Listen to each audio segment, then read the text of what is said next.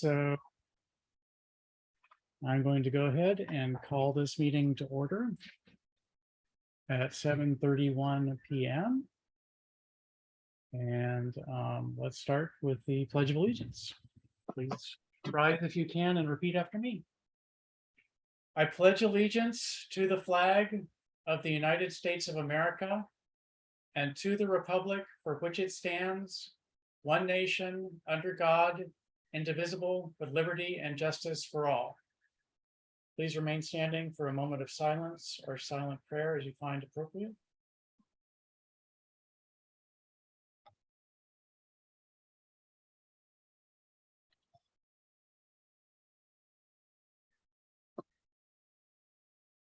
Thank you. Please be seated.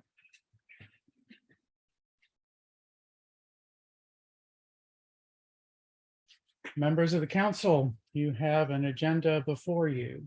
Are any amendments required to the agenda, and do you have any conflicts of interest for any agenda items? This is for the special legislative meeting that we're considering it right now. We'll go through this again for the work session.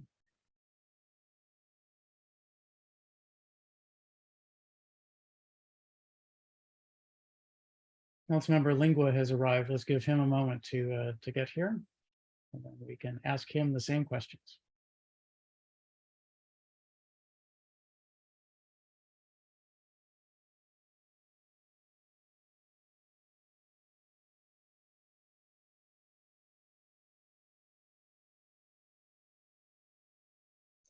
Councilmember Lingua, are you available to speak? Do you have any amendments to the agenda or stated conflicts of interest for agenda items?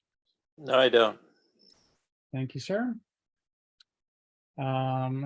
Hearing that no one wants to change it, nobody has any conflicts of interest, then let's go ahead and can I have a motion to approve? So moved. Second.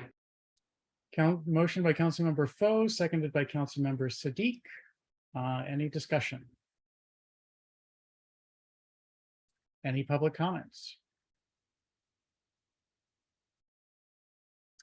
I'm going to mark my agenda to make sure I keep track of where we are. Okay, hearing no comments, no discussion, I will do a roll call vote.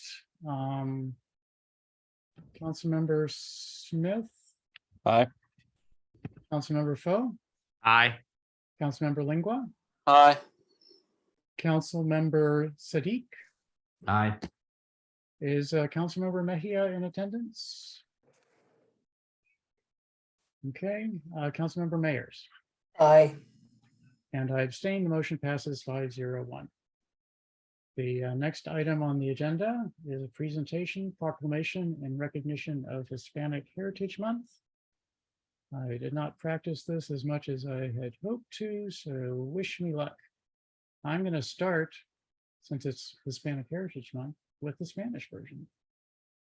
Proclamación. Considerando que la celebración de la Semana de la Herencia Hispana comenzó bajo la presidencia de Lyndon Johnson en 1968 y fue ampliada por el presidente Ronald Reagan en 1988 para cubrir un periodo de 13 días que comienza el 15 de septiembre y termina el 15 de octubre, y considerando que el Mes Nacional de la Herencia Hispana es una oportunidad para celebrar las ricas tradiciones culturales y honrar los logros importantes de nuestras comunidades hispanas y latinoamericanas, y considerando que los hispanos han participado a lo largo de la historia de los Estados Unidos en el apoyo y defensa de los principios e ideales sobre los que se fundó este país, y considerando que los hispanos han hecho contribuciones significativas en todas las fases de nuestra vida económica, social, cultural y política, y por cuanto nuestra comunidad ha encontrado fuerza en la diversidad de nuestra gente, con fe y pasión, una sólida ética de trabajo y una profunda devoción por la familia, la comunidad hispana ha ayudado a llevar adelante nuestro legado como un símbolo vibrante de oportunidad para todos. Y por cuanto nosotros como comunidad, como gobierno, Estamos orgullosos del enriquecimiento cultural traído por la diversidad de la población hispana. Ahora, por lo tanto, yo, Alan Thompson, alcalde del Ayuntamiento de Riverdale Park, por lo presente proclamo el periodo del 15 de septiembre al 15 de octubre de 2022 como el mes de la herencia hispana. Hago un llamado a todos los funcionarios públicos, educadores, bibliotecarios y todos los estadounidenses para que celebren este mes con ceremonias, actividades y programas apropiadas. And now in English. Proclamation. Whereas the observation of Hispanic Heritage Week began under President Lyndon Johnson in 1968 and was expanded by President Ronald Reagan in 1988 to cover a 30-day period starting on September 15th and ending on October 15th. And whereas National Hispanic Heritage Month is an opportunity to celebrate the rich cultural traditions and honor the significant achievements of our Hispanic and Latin American communities. And whereas Hispanics have participated throughout the history of the United States in support and defense of the principles and ideals upon which this country was founded. And whereas Hispanics have made significant contributions in all phases of our economic, social, cultural, and political life. And whereas our community has found strength in the diversity of our people, with faith and passion, a strong work ethic, and a deep devotion to the family, the Hispanic community has helped to carry forward our legacy as a vibrant symbol of opportunity for all. And whereas we as a community and as a government are proud of the cultural enrichment brought by the diversity of the Hispanic population, now therefore I, Alan Thompson, Mayor of the Town Council of Riverdale Park, hereby proclaim the period from September 15th to October 15th, 2022 as Hispanic Heritage Month. I call on all public officials, educators, librarians, and all Americans to celebrate this month with appropriate ceremonies, activities, and programs. Thank you all. What you heard towards the end there was my black walnut tree delivering a gift to the roof of the building that I'm in. So the next item on the agenda is the mayor's report. And this is going to largely mirror my town crier article because I just delivered that over the weekend. I'll start out with the COVID-19 situation. I got my latest vaccination, the bivalent vaccination on Saturday, and I suffered Saturday night through the middle of Sunday afternoon with the usual side effects that I see. But I'm feeling nicely protected. And I'm happy to have that because it reduces the chance that I'll get seriously ill, that I'll become ill at all, and that I will pass it on to others. And this new vaccine is targeting the varieties that are circulating right now in the community, the BA4 and BA5 varieties. We in the town, well, as I said last month, as I say every month, regardless of what you might hear from other politicians, I believe the pandemic is not over. We continue to see hundreds of people dying each and every day, thousands each week. And while the vaccines are helpful in preventing serious illness, hospitalization, and death, we need multiple layers of protection to make sure that we don't pass this on and that we can eventually get this virus under control. And I'm proud that we are leading, the town is leading in this way. Since last month, I've had some discussions with the town manager, and as part of our effort to reopen the town hall, we'll be installing upper room UVC. Perhaps in his report, he can let us know what the status of that project is, but that will allow more people to be in the offices, more staff to be in the offices safely and during this time.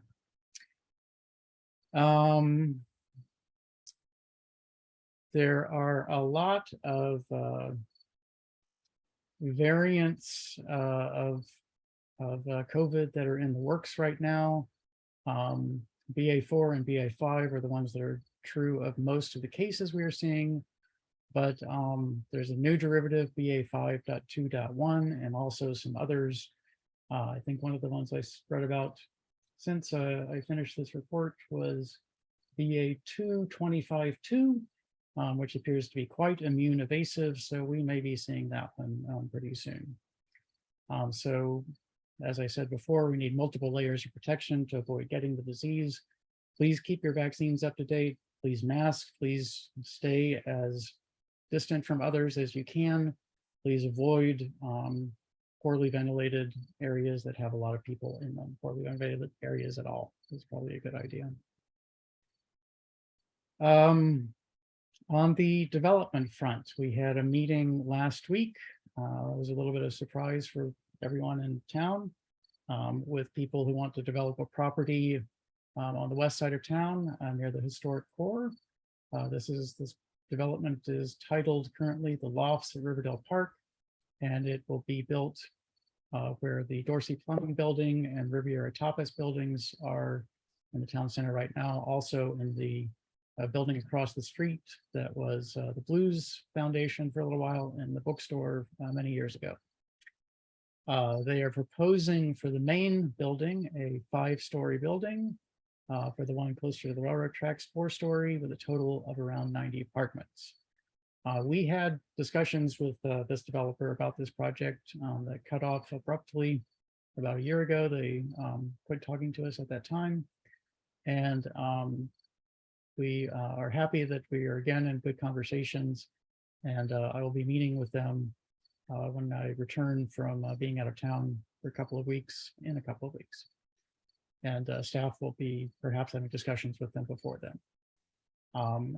If you have questions or comments about this development, please contact your council members. You can also contact County Council Member Danielle Glaris, who will be involved in this, partly because they're proposing to rezone 2 currently single-family residential properties into another zone. A second project that not as many people noticed came before the Mixed-Use Town Center Local Design Review Committee on September 7th. This is proposing a similar sized redevelopment where the Chambers Funeral Home is currently located near where Madison Street and Cleveland Avenue, is that correct? Yes, Cleveland Avenue meet near Baltimore Avenue. Again, it's a 5-story building, underground parking. I don't remember the exact number of units they were discussing, but similar sized. And the MUTC committee, the local design review committee, praised several aspects of the building, but also had concerns about others, including particularly the transition to some nearby single family homes. Continuing on in the new development department, the food hall opened up in the station. What's it called this week? The station at Riverdale Park. Le Fantôme. They have about 9 restaurants there.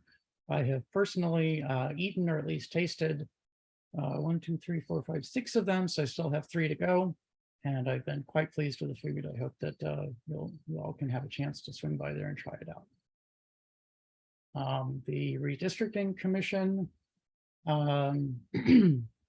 will be meeting again this Wednesday, 2021, Wednesday, the 21st. I have generated 1 viable ward plan right now. I plan to generate at least 2 more by Wednesday night. Please show up. It'll be a Zoom meeting, and we'll be happy to have members of the public there to see what we're thinking about and discussing and provide feedback. The committee also scheduled the next 2 meetings, October 19th and November 16th. In the flooding news, we received a response from the county to our resolution in July, and I provided some edits to a letter. We'll be responding to the letter that they sent shortly, if it hasn't already gone out, and had an interesting meeting to discuss one aspect of the flooding, the pumping stations, the pumping station at the far southern tip of town earlier this week with the new director of DPW&T, Department of Public Works and Transportation from the county, and also the mayors of both Edmonston, Mayor Tracy Gant, and Bladensburg Mayor Takesha Adams. And I'm quite pleased by the long-term vision and plans of the new director. The speed with which he plans to implement things, I think we may need to work on and discuss with him to try to get that moving a little bit faster. And that is all I have to report this month. So unless there are any questions, we can move on to the town manager's report. Mr. Town Manager. Yes, thank you, Mr. Mayor, members of council and the community and staff team. A few things this evening. One, to follow up first with the mayor was saying about the upper air UVC units in Town Hall, as well as in the police department. I believe we put one in the DPW building as well. So we had 4 of those installed. And these units, from discussions with the mayor, will be much more effective than the UVC units that we had added to the ductwork in terms of creating a safer environment. So we've had limited hours in Town Hall, partly because of COVID, but also partly because we have everything torn apart waiting for the municipal center project to get started. Many of the offices have become storage areas, as storage areas had to be emptied out. So we are very close to getting our permit. The planning office, Parks and Planning, has signed off on the site improvement aspect. And I believe Director Lewis would tell us that we're closer than we've ever been. And with any luck, we'll have a permit by the end of the week. And so with that, the contractor will have to gear up. And but it's entirely possible that in about 6 weeks' time, we'll start to see some construction. So that's a good thing. We held, well, the town and specifically the Green Team held the tree summit on Saturday the 10th, and it was a fantastic event. There were total attendees that, or the maximum, I should say, because it was a virtual, I had seen 52 folks at the event. Now that was counting several elected officials, and I think we had about 4 or 5 staff members there. But really good information, great dialogue, wonderful ideas. So it was just a really awesome event. So special thanks to the Green Team for that. Keeping with that theme of success, we had a walk and talk on this past Saturday, where we engaged the community and walked from Riversdale House Museum. And we walked down 48th and Longfellow and over to 47th and kind of did a loop there in that area of town. And we were joined by Edmonston's mayor and city administrator or town administrator on talking about a joint project to improve a paper road that connects Riverdale Park and Edmonston. And there's a preliminary discussion about having a rose garden there, because within about 300 feet of that location was Mount Rose, Adam and Emily Plummer's home. And so there's a historic component that would fit very nicely with that project. There's an economic development component where it would create a pedestrian way for residents of Edmonston to frequent our town center, either by walking or biking.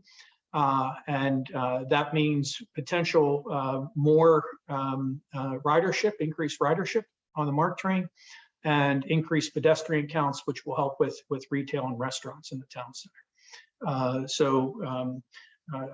Myself and Rod Barnes, the town administrator from Edmonston, are going to continue to meet and discuss, and we'll come back in a work session and share additional information with the council. for your consideration and feedback. The mayor had the proclamation tonight for Hispanic Heritage Month.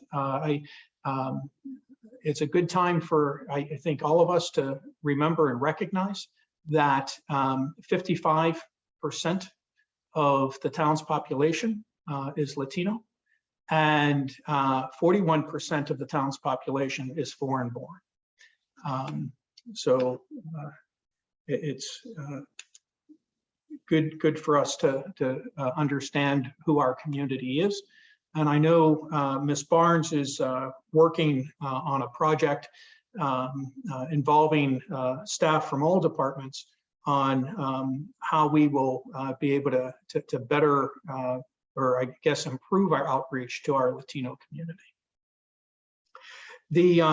As the mayor mentioned, there's a redistricting committee meeting on the 21st at 7 p.m.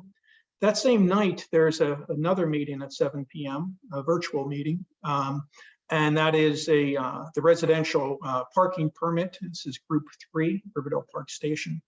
And so Ms. Barnes will facilitate a discussion with our residents for that meeting. The legislative meeting, next one is October 3rd. There's an Ethics Commission meeting on October 6th at 7 p.m. and that's virtual. And that's all I have for right now, Mr. Mayor. Thank you, Mr. Town Manager. Are there questions for the Town Manager from council or the public?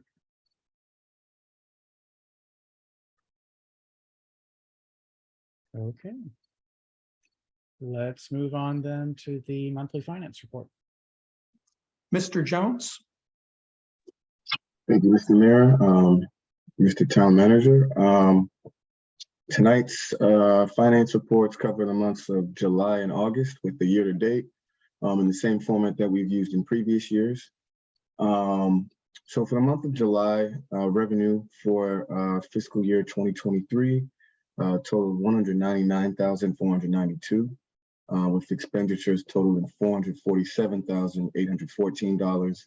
Leaving with a deficit for the month of July at $248,322.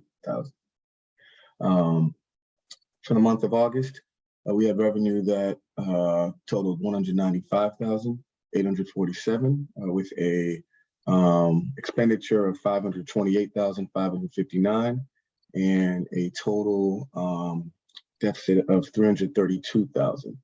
So year to date, up until the month of August, totaling July and August, we have a total of $395,339 for fiscal year 2023, and a total expenditure of $976,413.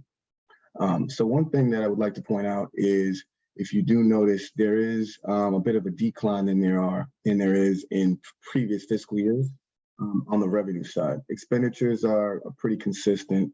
We're actually a little bit lower than we were in the previous 2 years. So there is a positive there. But local revenue at this point is down, and that's mostly due to Prince George's County being late in issuing tax bills. So there has been a delay in receiving those revenues, and we do expect to receive those shortly. I have another presentation later, the revenue comparison, and we'll go into more detail there, but that explains why we have a revenue that is lower for this particular report. So yeah, that concludes the finance reports for the months of July and August. And there will be an in-depth report on the revenue, and we can get into that a little bit more detail. Thank you, Deputy Director Jones. Are there questions or comments for Deputy Director Jones?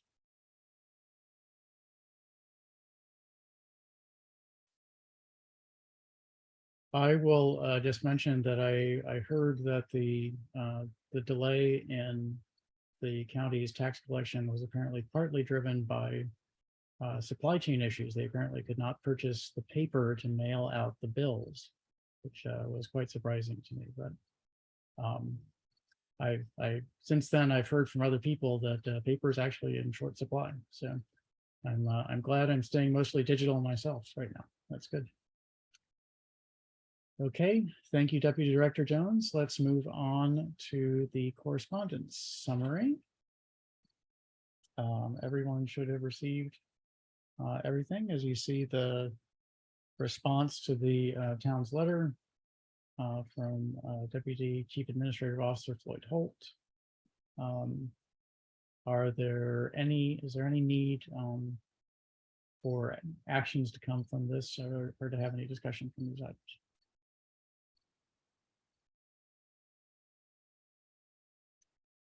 Hearing none, let's move on to the fire department report. Is there a fire department representative with us this evening?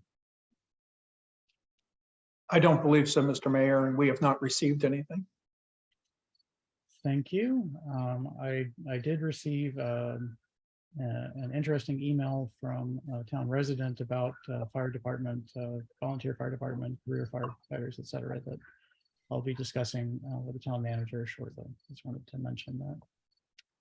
So that brings us to council, committee, and ward reports. So let's start with Ward 1, Councilmember Smith.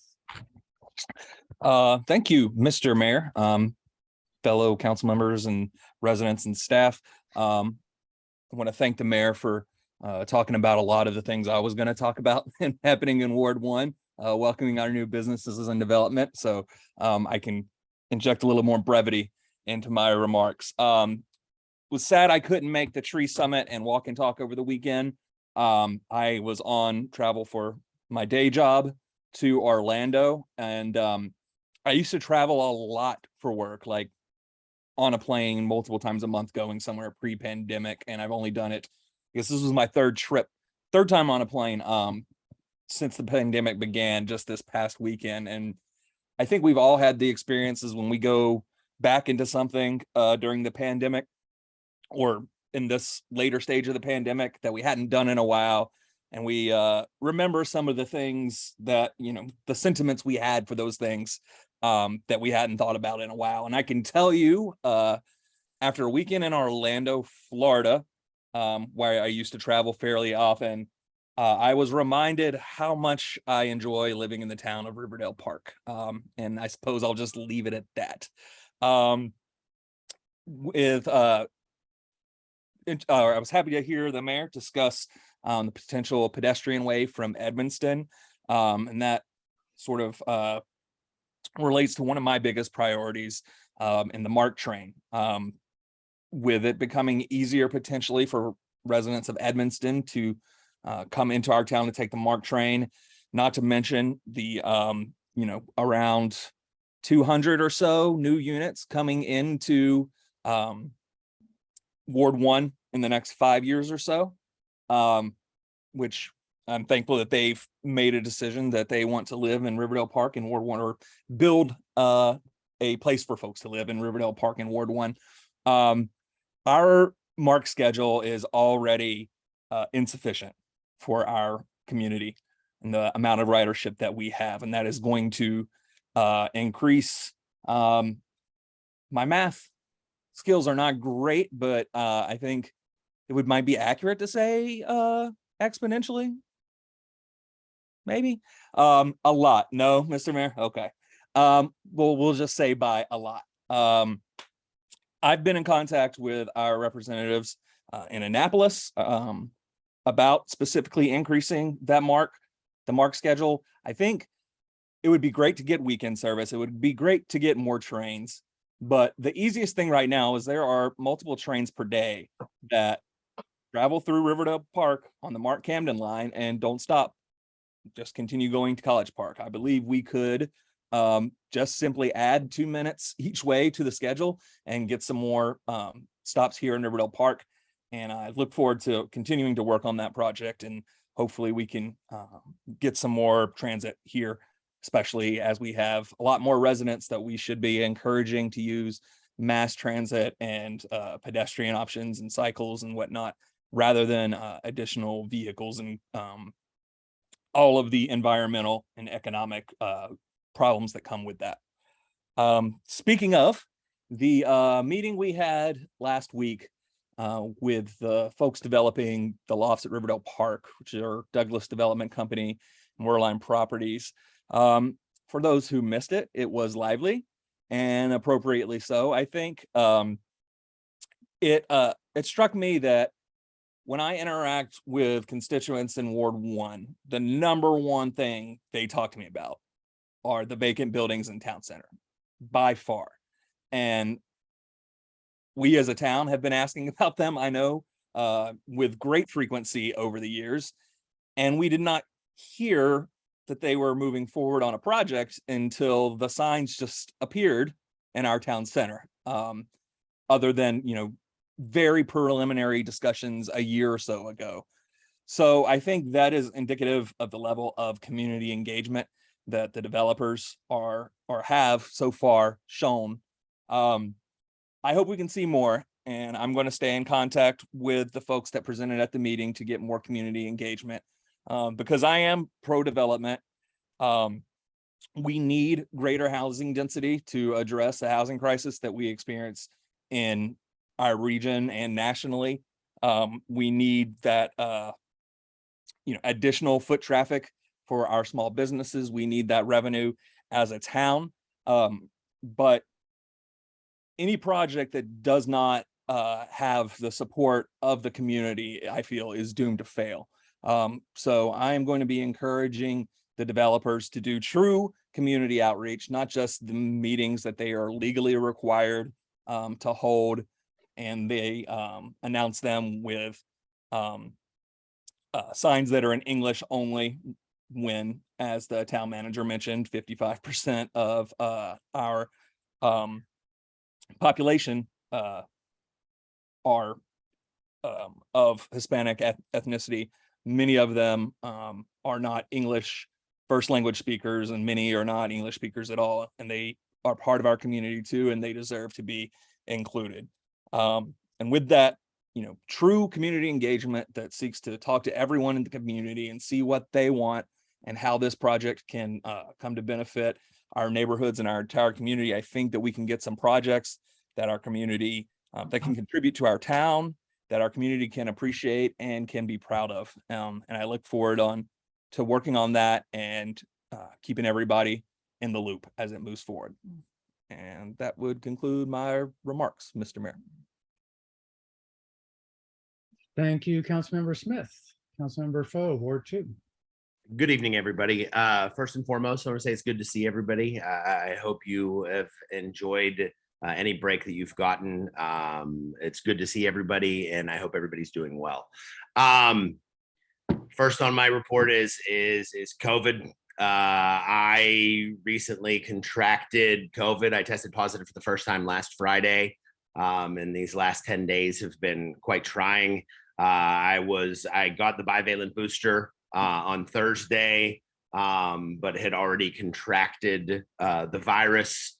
I had probably 10 symptoms, including what I wasn't prepared for was the brain fog and the exhaustion. It has been a frustrating 10 days, to say the least. My wife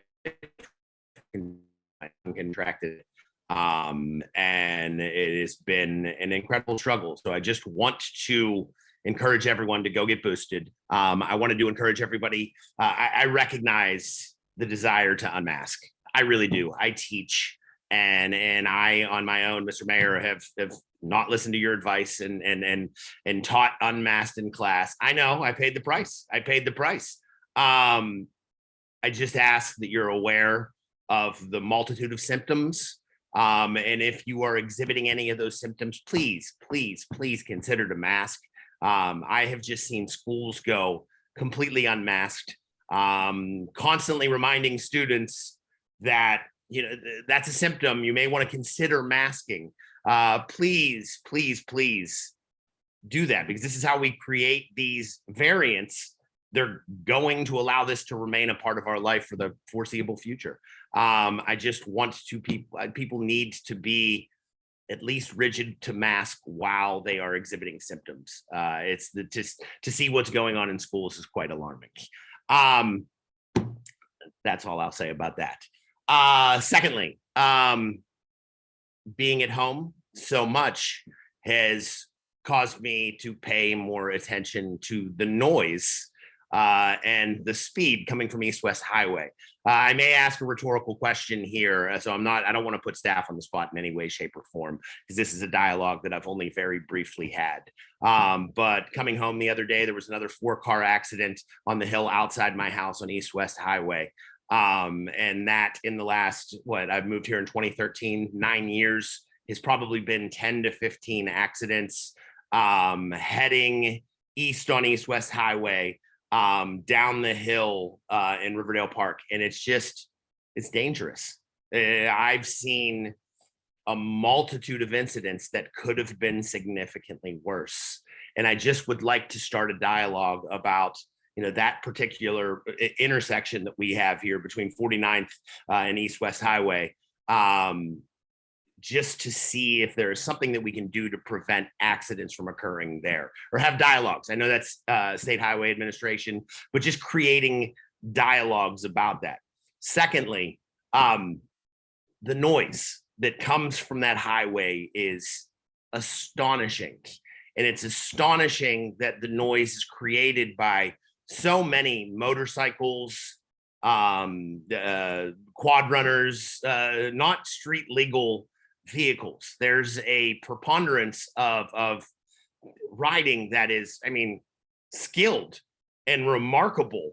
To see the amount of wheelies and trick riding that goes on outside of my house. Simultaneously, it's illegal and dangerous. And I just would like to create a dialogue with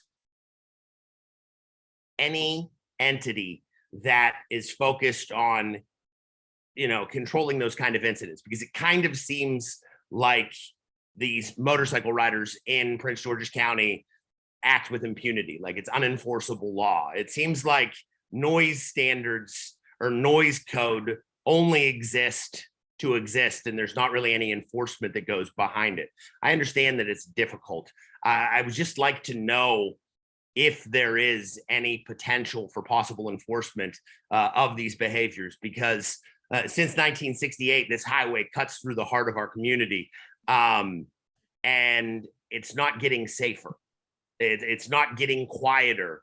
And that is a concern for residents of Ward 2 that have this go through their backyards in many instances. So I'd just like to create a dialogue about what is occurring. Is anything capable of being done about that noise? Because I want to be able to go to my constituents and say, I recognize your concerns, and we are trying to have dialogues with these entities to ensure that this is at least being regulated in some way, shape, or form. Last but not least, I was able to not attend the Loft at Riverdale Parks meetings personally because of my COVID. I was able to follow along on Facebook. And anytime there's a meeting in Riverdale Park where there's 45 or 50 people, you pay attention. That's a significant meeting. And apologies to the green team for missing, but I was very sick for the tree summit. It's concern about what's going on in the town center area. Simultaneously, like Councilmember Smith, I am pro-growth in this area. It is the number one question that I've been asked since becoming an elected is, what are we doing? What is encouraging there? There needs to be a dialogue. You need to be heard. The biggest complaints that I hear currently, or the biggest complaints, are that 5 stories is too much, and the traffic that is going to create in town center is going to be an issue. And I think these are incredibly viable points that we need to continue to reiterate to ensure that the development that occurs fits with the future of the town that we envision.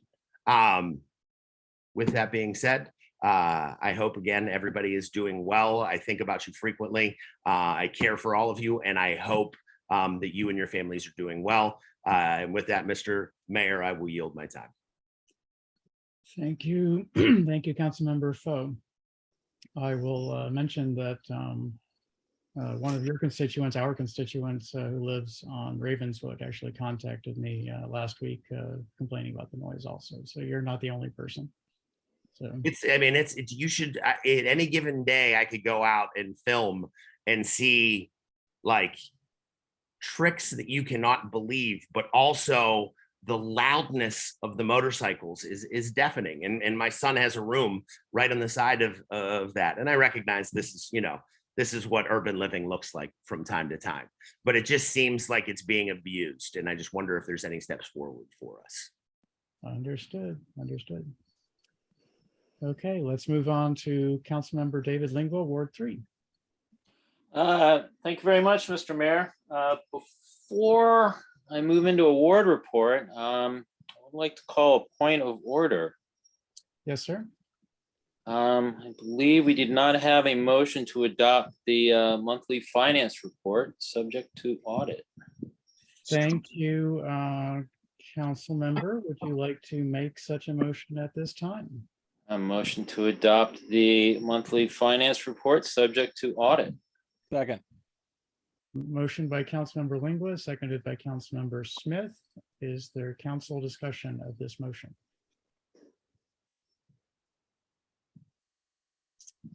Are there public comments on this motion? Hearing none, I will do a roll call vote. Councilmember Smith. Aye. Councilmember Foer, Aye. Councilmember Lingua, Aye. Councilmember Sadiq. Aye. Has Councilmember Mejia arrived? Doesn't look like it. Oh, Councilmember Mayers.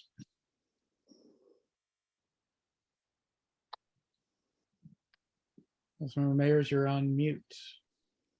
Aye. Thank you. And I abstain. The motion passes 5-0-1. Thank you, Councilmember Lingua, for pointing out that issue. Appreciate You're that. quite welcome. Thank you. As to the award report, my apologies for not being able to make the walk and talk on Saturday due to a scheduling conflict I had for a rescheduled appointment due to my having jury duty potentially this coming Wednesday. And I think to have a democracy as such as ours, where essentially what we're asked for in return is to serve on a jury, meet our tax obligations as presented to us, and to participate in elections, be it as candidate or voting. I think it's a fairly good deal, and I would hope to be able to serve and essentially be able to meet this this obligation as well. We'll see what happens after a voir dire. That being said, I hope the event went well on Saturday. I know there's been a lot that has been accomplished and is being planned within the ward, and it's something that I appreciate the efforts put forward by staff and the input from residents towards bringing these projects to fruition. And I look forward to working with residents and staff as well in the near future towards the initiation of other projects in order to help us be, at least for this portion of town, to be more climate resilient in the future. As far as I know, CCAR CDC met this past Tuesday on the 12th of September. I am unawares of what they've spoken about. And the reason being is that this past July, I decided to step away from the CDC, feeling that it had come to a point in terms of my service on the CDC that it would be better for me to do so. And I base this on some of the instruction we were receiving from Mr. Corwin Macklin regarding the evolution and growth of community development corporations. And one of those facets that he had brought up is regarding board transitions. And I felt it would be good. There was one aspect that was leading me to think that it would be good to step away and allow someone else from the council, should they be so interested, to serve on the CDC board. I will say that it is a very good group to work with. The efforts that the CDC are making are very substantial and are looking to bring improvement and development along that central Kenilworth Avenue corridor.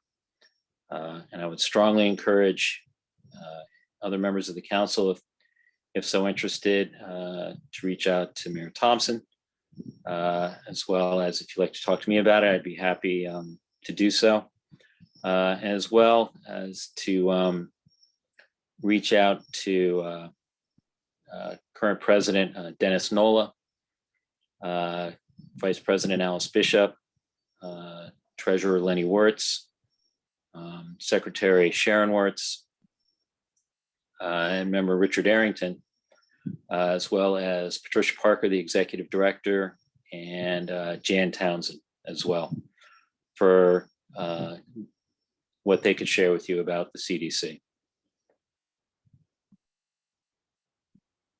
As we all know, school is back in session, and one of the projects I'd like to bring to note and extend an appreciation for its completion is the lane markings that have been done on River Tech Court. In the sense that it is something that is now making our walk, bike, drive initiative another step closer toward its full implementation. My understanding is there's some other things being considered for along that stretch in order to promote traffic calming as well as safe ridership for folks on bicycles. I look forward to hearing what those improvements, what improvements are being considered, as well as I would be welcome to hear any other improvements within the town that staff is considering for making the walk, bike, drive initiative a more viable option for folks in town to be able to consider, and that they would have a positive walking experience wherever they are within the town. So again, my thanks for getting that already by the start of the school year. And with that, I will conclude my report. Thank you, Councilmember Lingua. Councilmember Sadiq, Ward 4. I'd just like to mention that I'll be flying out of the country next week. I think this will mean I'll only miss one meeting. I'll be back in time for the end of October meeting, but I'll be out of pocket. And it turns out for me, I can't take the bivariant booster yet because they are advising 6 months after last infection. And so apparently I'm still good to go on from the last infection. And that's all from my end. Thank you, Councilmember Sadiq. We'll miss you while you're overseas. Hope you have a good trip. Thank you. Councilmember Mejia is still absent, I believe. So let's move to Councilmember Mayers. Good evening, Mayor and Council, staff and public members. No ward reports at this time for Ward 6. Thank you, Councilmember Mayers. Appreciate that. So let's move on to the next item on the agenda, public comments on non-agenda items and consent agenda items. Are there any public comments?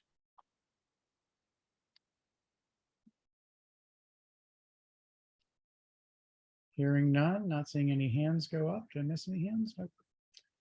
Let's move on to the consent agenda. The consent agenda is typically a motion made for all the items on it, single motion, and is not subject to debate. So may I please have a motion to approve the consent agenda items? So moved. Second, Motion by Councilmember Foe, seconded by Councilmember Siddiq. I will move immediately to a roll call vote for our rules. Councilmember Smith, Aye. Councilmember Foe, Aye. Councilmember Lingua, Aye. Councilmember Siddiq, aye. Councilmember Mayers. Aye. And I abstain. The motion passes 5-0-1. Looks like we had several people here to speak on street closure. So your street closure request has been approved, and hope you have a great block party. Thanks. Okay, let's move on to the legislative action items. First item is resolution 2022-R-14, amending the emergency repair grant program. We have a staff presentation and then we'll have a motion. Director Chelton, can you give an overview? Yes, I can. Good evening, Mayor and Council and members of the public. The Emergency Repair Grant Program was first established on March 25th of 2020 in response to the pandemic in order to help our residents make emergency repairs in a time of financial distress. This program has seen substantial success, and recently with the flooding that has occurred over the last month or two, we've seen additional need for such a program, and specifically the need for increasing the benefit that this program can provide for residents who are facing distress from flooding events and other natural disasters.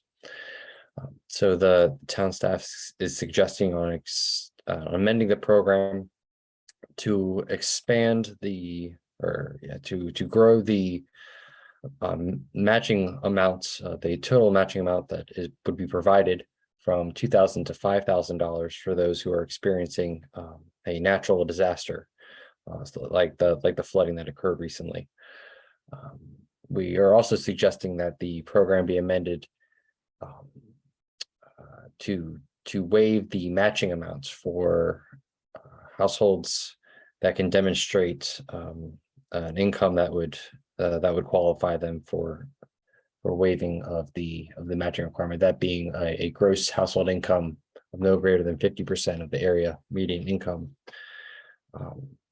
The idea here is that this program is for emergency repairs, and we do not want somebody to forego having an emergency item repaired if just because they are unable to even provide the match if they're currently undergoing an emergency in their home. And based on the success of this aspect of this program, we may extend this to other programs as well for those that are financially disadvantaged. Yes, it has occurred to the staff that this increase in the matching amount and the waiver of a matching requirement for a select few residents would increase the amount provided in total by the grant program, and budget amendments may need to be considered in the future depending on the success of the program. Are there any questions about the proposed amendments to the emergency repair grant program? Thank you, Director Chelton. Other questions? Councilmember Smith. Thank you, Mr. Mayor. Mr. Chelton, what was the threshold for not having to provide the matching funds again? That is a gross household income no greater than 50% of the area median income. And I actually have the table here this is from the Prince George's County Housing Choice Voucher Program, but the table stands that this very low is 50% of household area household median income. So if you have a family size of 1, it would be the 49,850, etc. Yeah, I'm concerned that that's a little bit more than a little bit too low, that a family of 4 that makes less than $33,000 a year. Again, I'm not great at math, that makes $33,000 a year would not be entitled, but like they would still be required to provide the matching funds. Is that correct? A family of 4 could I have, see the town manager looks like my math is really bad. No, as I understand it, and Ryan, correct me if I'm wrong, it's the upper threshold.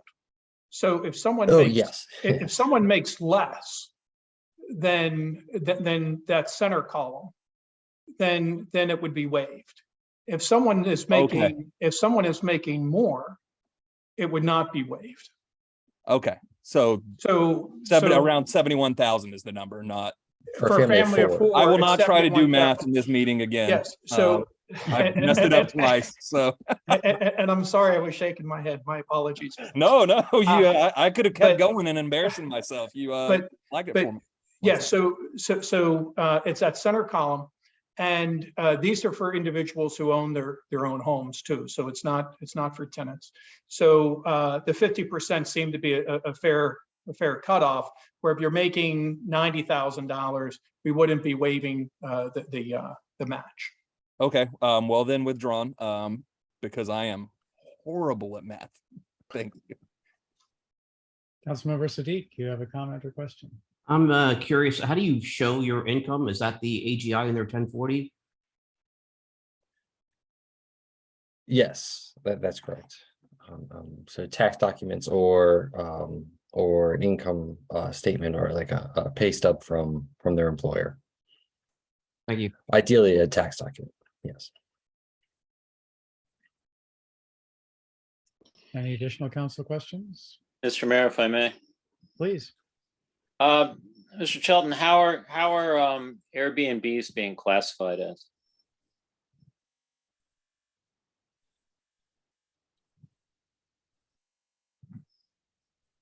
I'm not sure I understand the question, sir. Could you?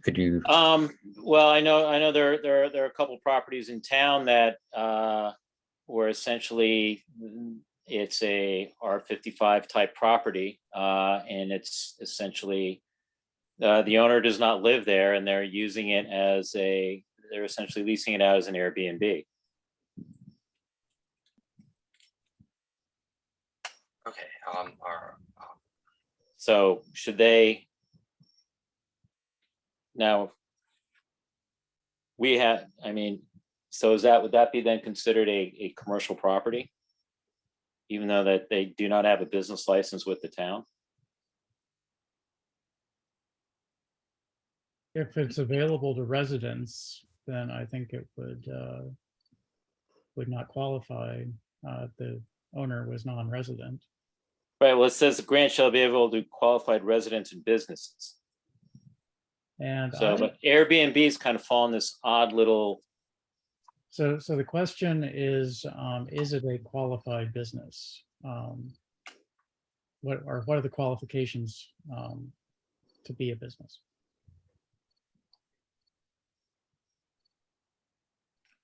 Well, I don't know if the question is, so much what are the qualifications to be a business? It's just how does this legislation, apply to R55s that are Airbnbs?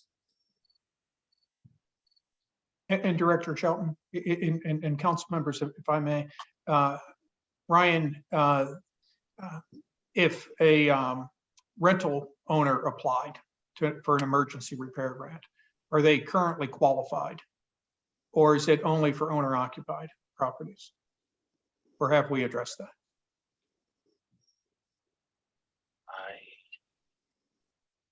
I believe we've had rental owners apply in the past and they have qualified. Okay. Well, yeah, that's someone who's like renting out their property to, say, one person or one family, and they have an extended agreement of a rental that's over 90 days. What I'm concerned about is, what I'm asking about is the person who has a property and they're using it as essentially for occupancy, partial or full, for terms less than that, for terms even less, for much shorter terms. And I think the response currently, sir, is we haven't faced that, and the existing legislation doesn't address that either. Right. And so if there's a desire in the council to limit that, we can simply add like to number 1, saying that short-term rentals are excluded. Yeah, I think, I wouldn't want to hold up passing this. I think it's just something that, I'm comfortable going ahead and taking a vote on this evening. Yet I think it would be good to pose this question to, if either staff wants to handle it, or to pose it to Mr. Sussman for consideration as well. Just so we can be clear, so in the eventuality something were to occur and we have an Airbnb, coming to applying for the emergency grant program, we know how to approach it. Yes, and I believe, Director Shelton, I can't see the bottom of this. This change, as with all the changes that we've made to the programs, will be sunsetting in December.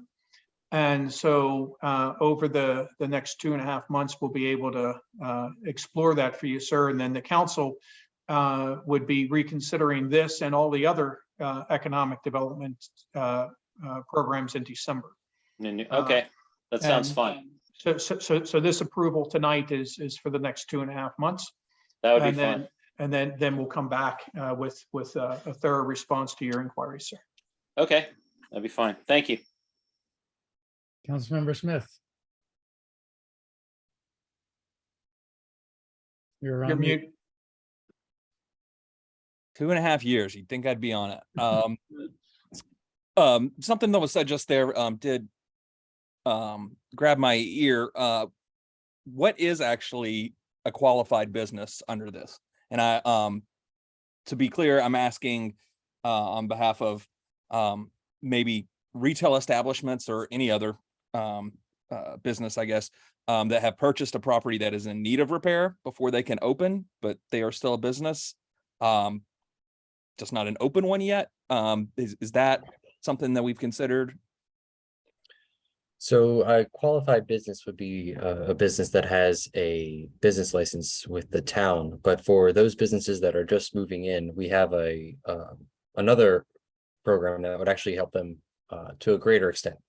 And that program is actually designed to help with that. It's the business growth grant program. Yeah, I'm familiar with that one. I'm just wondering if about like the possibility of businesses being eligible for both. I know the bakery that's coming and have some extensive repairs that they've been trying to do in the town center property where they're located. And I know they've been in touch about the business growth grant, and I'm glad we provide that and hope they're able to receive it. But I'm wondering if they might also be entitled to this. From what I'm hearing, I don't believe they have a business license, so they wouldn't be, but if they got one, they would be eligible. Yeah, so if they're, well, go ahead, Mr. Town Manager. My apologies for jumping in, Ryan. That's to qualify, but we have to go back to, this is the emergency repair grant. And so there's only certain things that qualify. And so if they're leasing a space and depending on the type of repairs. So if we're going to make improvements to someone else's property, that's a further wrinkle. And those are all things that are considered in the business related to help business open grant programs. Is that correct, Ryan? That's correct, yes. All right, thank you. Any additional council questions or comments? I have just one, and that is whether there is a specific common legal definition for natural disaster, or is that just going to be interpreted by the staff team? That is going to be interpreted by the review committee, made up of members of the leadership team. That sounds good. I think we all know one when we see one, and we've seen way too many of them recently, but just wondering whether there was a specific definition. Okay, additional council questions or comments? Any public questions or comments on this legislation? Hearing none, let's have a motion. We have a motion to this is resolution 2022-R-14. Motion to adopt resolution 2022-R-14, amending the emergency repair grant program. May I have such a motion? Mr. Mayor, I'd like to make a motion to adopt resolution 2022-R-14. A resolution for the purpose of amending the Town of Riverdale Parks Emergency Repair Grant Program in response to recent flooding events throughout the town. Seconded. Is there a second? Seconded.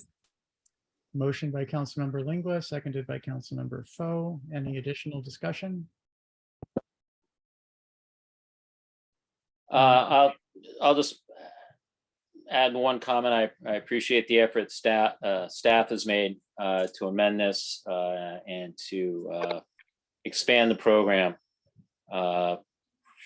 towards essentially events to be able to help address events that we're most likely to see in the future.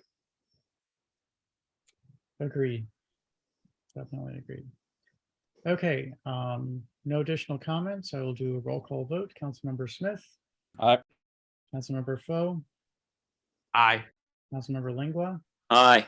Councilmember Siddiq. Aye. Has Councilmember Mejia arrived? Doesn't look like it. Councilmember Mayers. Aye. And I abstain. The motion passes 501. Let's move on to resolution 2022-R-15, establishing the flood prevention and damage mitigation program. We have a presentation from staff, please. Director Chelton? Yes. So the flood prevention and damage mitigation program is the proactive component, the proactive program in contrast to the emergency repair grant. The emergency repair grant is meant to assist town residents after they've experienced an emergency. This is to help prevent the need for such a grant. So the idea is that this flood prevention and damage mitigation program will provide a matching grant to those who purchase or make improvements based off of a list of eligible items, which can be amended based on review committee's agreement. And the program would reimburse homeowners up to 50% of the cost of these improvements. That would include those listed here on the cover memo: flood-proofing windows, flood-proofing doorways, basements, their utilities, modifying the topography, landscaping, as well as other preventative measures. This program also reimburses homeowners for up to 50% of the cost of installing backflow prevention device to their sanitary sewer line. The mayor had mentioned in a previous meeting that a neighbor, I believe it was a neighbor, had received this at no cost after WSSC had installed the backflow prevention device. Staff had reached out to WSSC, and they state that there is no blanket program for paying for backflow prevention devices, and that they take everything on a case-by-case basis. But that is something that we will certainly mention to any resident who's applying for the program and interested in having that installed. And so, yes, this grant would be a matching grant and provide residents with up to $5,000 based on the eligible improvements. We are prioritizing properties that have experienced flooding within the last 2 years, are low to moderate income, and I know reside in the county floodplain. The funding from this program would come from the Economic Recovery Strategy Fund, also known as the ARPA fund. Are there any questions on the flood prevention and damage mitigation program? Councilmember Smith. Not a question, just want to say I appreciate staff for bringing this to the council. I know there are many residents in the Old Town area of Ward 1 that can benefit from this program, and we'll continue to see flooding, unfortunately, as the effects of climate change worsen, until we can get higher levels of government to take seriously the safety and concerns of our community here. So thank you for that, and look forward to supporting this. Any additional council questions? And we can discuss, if someone wants to make a motion now, then we can discuss additional questions after the motion. Sure, Mr. Mayor, I'd like to make a motion to adopt resolution 2022-R-15. Resolution for the purpose to be able to provide residents with the opportunity to make fixes to their property for the purpose of stormwater management and flood mitigation, establishing and also establishing the Town of Riverdale Parks Flood Prevention and Damage Mitigation Grant Program, which is a component of the town's resilience initiative. And again, this is in response to recurring flood and heavy rain events in town. Second. Hold on just a second. Motion by Councilmember Lingua. Who was the second? I didn't see who it was. Second. Smith was the second. Thank you. Okay, is there additional discussion of this this item? Just echoing the appreciation of staff for organizing this and bringing this forward. Okay. Any public comments? Okay, one just sort of comment is that the qualifications for applying include various items, one of them being residing in the county floodplain. And I presume that that means that the residence itself overlaps the county floodplain. Is that correct? That's correct, yes. And these initial qualifications may be amended again when we revisit the programs at the end of the year. This is primarily to focus on those who were most greatly impacted. Understood. And I was just curious because the county floodplain is sort of an odd beast, and it does it's very specific, but it's also doesn't necessarily follow the property lines. So I wanted to be sure we understood what happened when it split a property. Okay, any additional questions or comments from the council or members of the public?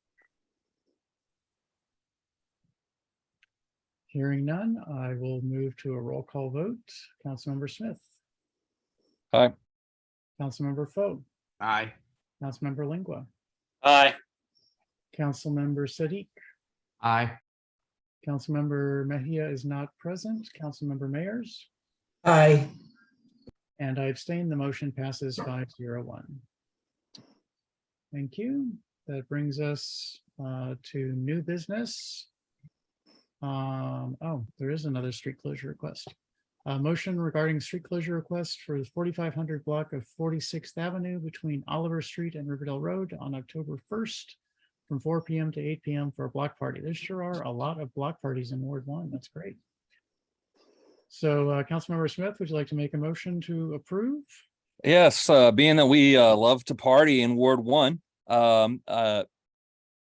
I'd like to make a motion regarding street closure request, 4500 block of 46th Avenue between Oliver Street and Riverdale Road on October 1st, 2022 from 4 p.m. to 8 p.m. for a block party here in Ward 1. And presumably that's to approve the request. Yes, thank you. Is there a second to the motion? Seconded.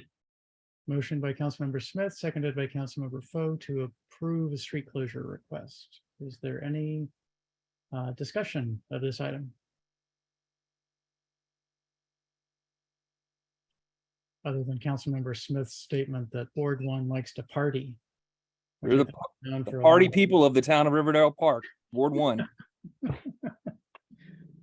Very good. Okay. Are there any public with the applicants? Would the applicants like to say anything? You don't have to. No, just thank you. We're excited to have another block party. It's been a long time, and I know when I moved to the neighborhood, it was a great way to get to know some of my neighbors, and I just wanted to kind of pay it forward to people who've moved in since everything. I think it's great. I'm really glad to hear you're doing this. So, okay, well then let's go ahead and move to a roll call vote. Start with Councilmember Smith. Aye. Councilmember Foe. Aye. Councilmember Lingua. Aye. Councilmember Siddiq. Aye. Councilmember Mejia is not present. Councilmember Mayers. Aye. And I abstain. Motion passes 501. So that is approved. Are there any other items of new business?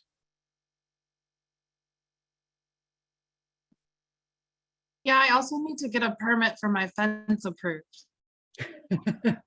There's a process for that. And so you should reach out to town staff for the application. It's Mr. Mayor, it's actually actually on the work next. session. So that's in the work session? Yes, Yeah. okay. Okay. There's one item of new business, which I just saw a tweet about sometime in the last few days, which is that there is some municipality on the Eastern Shore that is banning disposable plastic bags. So we've discussed that in the past, I think, but just wanted to mention that they, I believe, passed it and it will be occurring in the spring, so we can watch to see what happens there. And thought I'd bring that up. But not for additional discussion unless people really want to. Are there any items of unfinished business? Okay, that's the last item on our special legislative meeting. May I please have a motion to adjourn? So moved.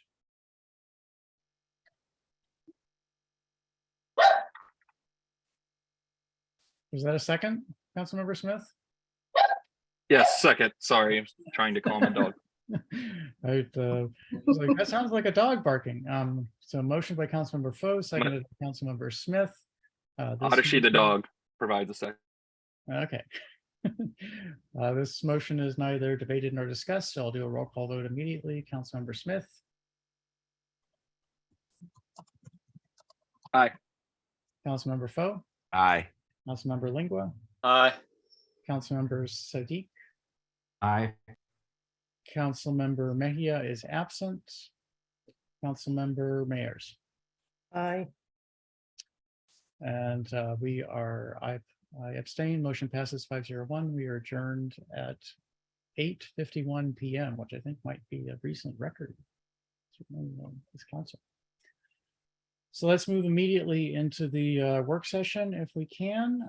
Calling that to order at 8:51 p.m. Work session is an informal discussion. We still are subject to the rules of order, but discussion tends to be more free-flowing and easy. So let's go ahead and dive in.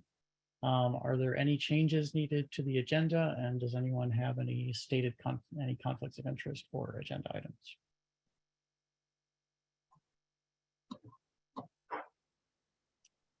Hearing none, let's move on to, we'll stick with the agenda as it is. Move on to public comments. Are there any public comments? Okay, under discussion items, first one is fence permit request, 5902 Cleveland Avenue, 6-foot wood fence. Good evening, Mayor Thompson and members of the council. Tonight, staff seek direction from the mayor and council regarding a fence permit request for a 6-foot wood fence at 5902 Cleveland Avenue pursuant to Chapter 66 of the Town Code. The town received a building permit application from Fences and Landscaping R.Us. on behalf of Elise Bowman and Jillian Villers. We just spoke with her a few moments ago regarding a block party. Regarding the installation of approximately 284 feet of a 6-foot tall wood picket fence in the backyard of 5902 Cleveland Avenue. The applicant has obtained a permit for the project. The site plan appears to be consistent with what the mayor and council like to see, and staff recommend approval of the fence permit. I'm sorry, will request approval of the fence permit request in October at the October legislative meeting. Okay, I'm trying to get a picture of 5902 up on my screen. Do you have it? Is there a picture in the packet? Sure. Ryan, can you scroll down a couple of pages for me? These are all of the backyard. Just out of curiosity, is the chain link fence disappearing? You know that's always my favorite question. Yes, yes, it's being taken out. That is awesome news. Okay. And if you scroll back to the map, Ryan, then it appears that all of the fence is behind the building line, which is also great news. And it looks like there's a gate on one side. Okay. Councilmember Smith, do you wish to make a motion at this time? Well, Sure, this is discussion. Sorry, I got confused. We're out of the legislative meeting. Sorry, I did as well, Mayor Thompson. I did as well. I was about to make the motion, so. Okay, so would you like to have this put on the consent agenda for the October meeting? Yes, I would. We are party people in Ward 1, but after the block party is over, you got to go back to your house. People may still be partying, and that's fine because we're party people, but you've got a nice fence here that replaces a chain link fence, which we always like to see. That'll give you some privacy and solitude after the party. So I would love to see this on the consent agenda for our next legislative session. Okay, any objection from other members of the council? With that, it will be on the consent agenda, and we, unless something funny happens and people nearby get upset, then Ms. Bowman, you can assume that this will pass and don't need to show up. And we'll let you know if we see any pitchforks or torches come out. So Thanks, everyone. thank you. Have a good evening. Okay, next item, rezoning application for the lofts at Riverdale Park.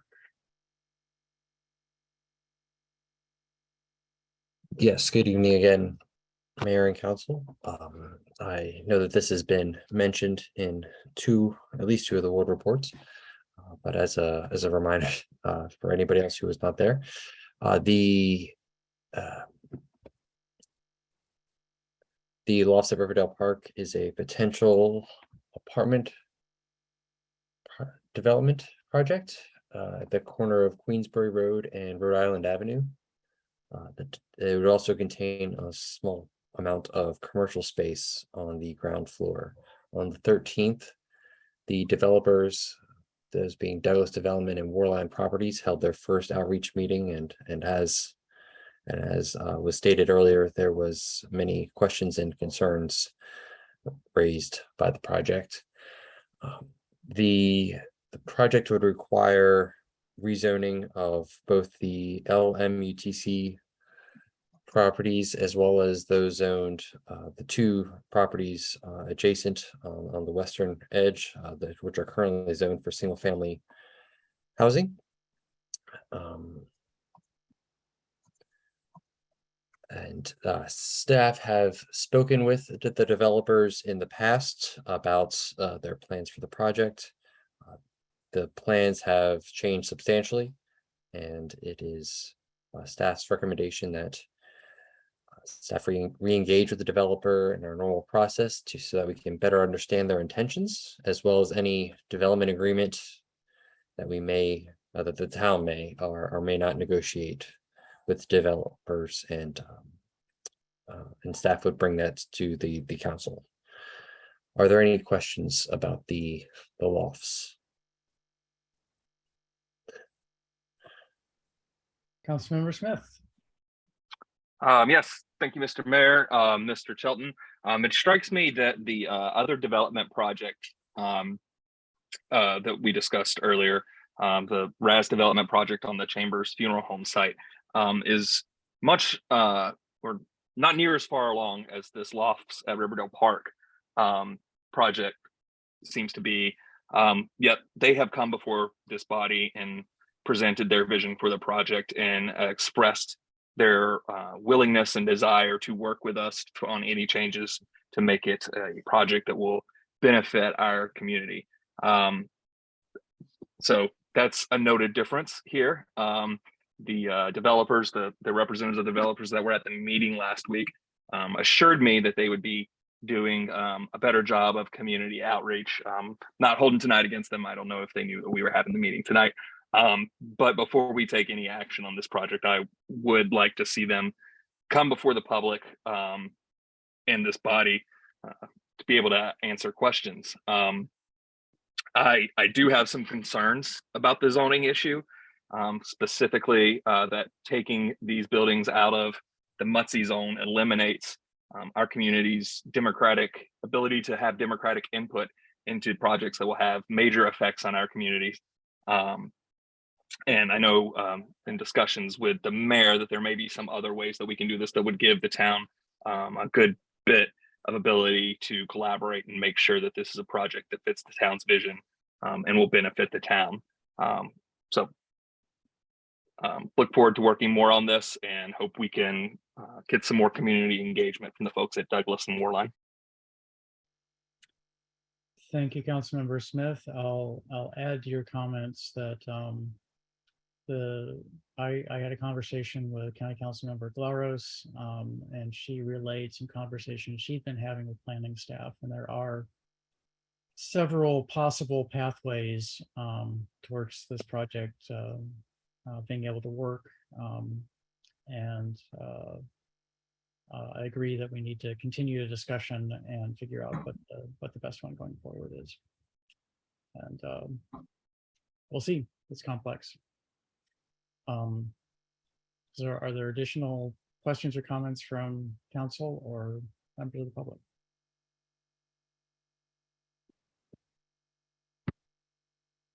The only thing I would add from a staff perspective, Mr. Mayor, is that Ryan and I have been in touch with the town attorney who's conducted an initial analysis of the zoning regulations, and we're going to continue discussions with Mr. Sussman.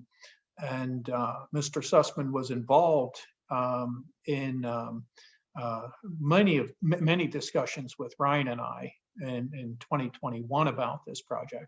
And so we would be engaging Mr. Sussman as well in any future discussions about this development to make sure that the town is legally protected and that the ultimate desire of the mayor and council for quality construction and the residents' concerns would be addressed. Thank you, Mr. Town Manager. Councilmember Foe. Excuse me. I just want to be on the record for finding the process as it just moved forward being quite disagreeable. I was in those first meetings with the contractor when these were proposed. At least some variation of this was proposed. And I can just remember feeling excitement about this process. They were engaging us. We were talking about it. And then to see how they've moved forward with this and attempting to exclude us and utilize zoning changes to build a project that they want. I just wanted to be on record saying, you know, I've always thought that growth occurring there is a tremendous step forward for this town. These interactions have left a really negative taste in my mouth. And I hope that moving forward, there's more transparency and more of an opportunity to engage in what best fits the interests of the town moving forward as part of these conversations. I hope that they occur. I've been very unhappy with how the discussion has started off to this point. So that's it. And council member, in response to that, I will simply say that the developer knows clearly and unequivocally that the town's lack of amusement with their shift. I think the terms that were used, we were neither pleased nor amused by their surprise. I appreciate that sentiment. So I believe they know exactly where the town stands as it relates to that shift and the lack of communication. Yeah, thank you. I will second what the town manager said. And the first communication we had after seeing the postings, then staff and myself let them know exactly what we thought of the being ghosted for many years. You know, La Fantôme food hall is a great way to get ghosted, but this was not. So we'll continue with that. Okay, we will keep council members up to date as we continue having discussions. So keep your ears open. Let's move on to the next item, fiscal year 2023 revenue update. Deputy Director Jones, can you walk us through this, please? Sure, absolutely. Thank you. Okay, so as I mentioned earlier in the finance reports, this year's revenue is a bit down from where we've been historically in the past and in comparison to the previous fiscal years. So I'll begin with the first major category, which is local taxes, which includes real estate taxes, personal property tax, local income tax, and operating tax. So the report goes up until Friday, September 16th, and begins at the beginning of the fiscal year. So for line 4001, if you notice real estate taxes, the town revenue has totaled $56,813.01. If you look in the previous fiscal years, we had received a considerable larger amount. We had $573,000 the year before that, $467,000 the year before that, and then fiscal year 2020, $449,000. As I mentioned previously, that figure is down, and that is due to a delay in receiving our revenue, and we do expect to receive that hopefully within the next month. I know that historically in the month of October, we received a very large amount of revenue. That's typically where we receive most of it, but we do expect a delay there. But the good news, though, is that we are confident in the town's ability to continue to run. We have a significant amount of reserves. So while we are still waiting for that revenue, we are in a good position. We don't foresee having any issues with paying bills or anything of that nature. The next major category we have, I'm sorry, not major category. The next category is personal property tax. That number is down a bit as of right now as well. a total of $112,203. Previously, we had an amount of $314,500 in fiscal year 2021, and then $171,000 up until this point in fiscal year 2020. For personal property tax, the tangible thresholds have risen. So we may see a decline, and we are continuing to monitor this line item very closely.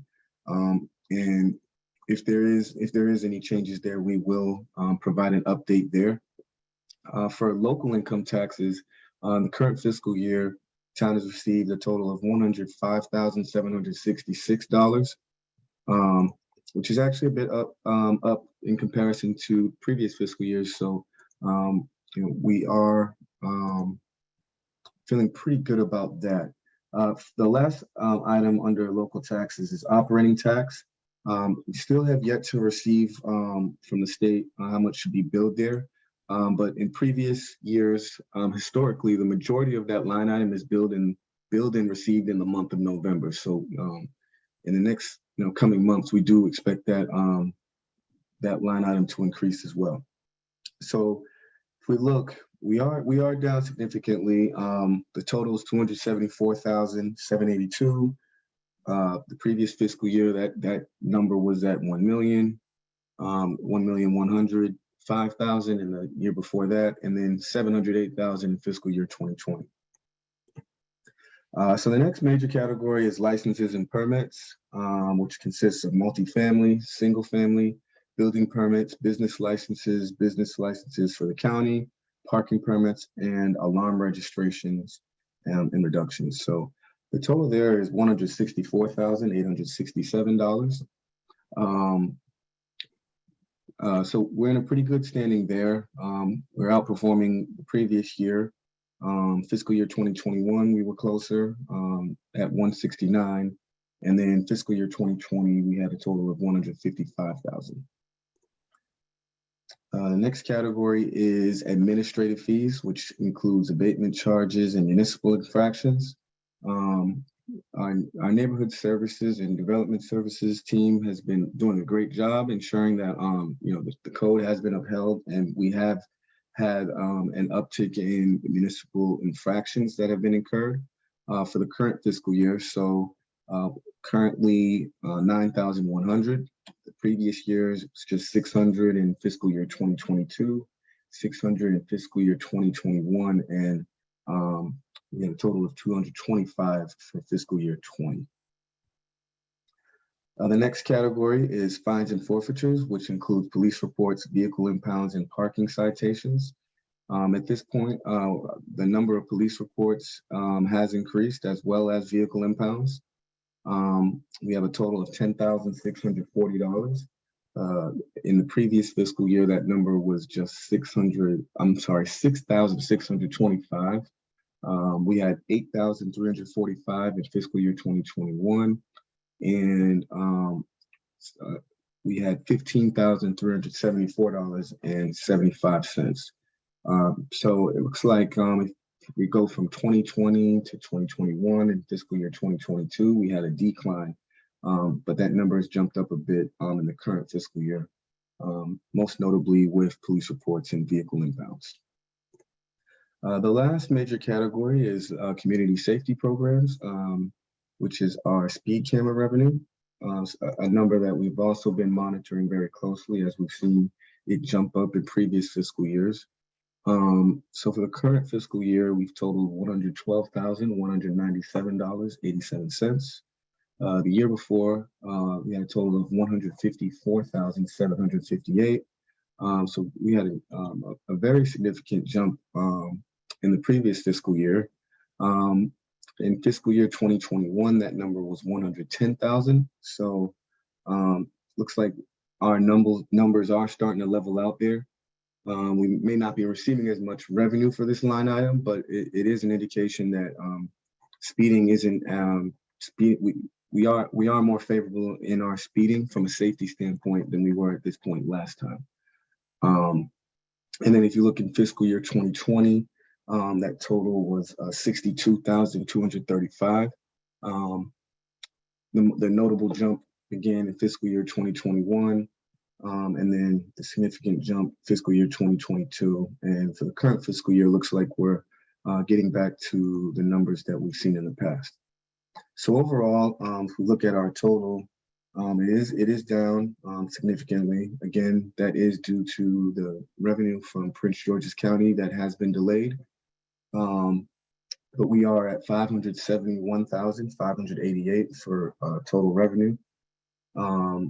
Previous fiscal year, that was 1.3, close to 1.4 in fiscal year 2021. And fiscal year 2020, it was roughly 980,000. So yeah, that pretty much illustrates what we've got going on for revenue.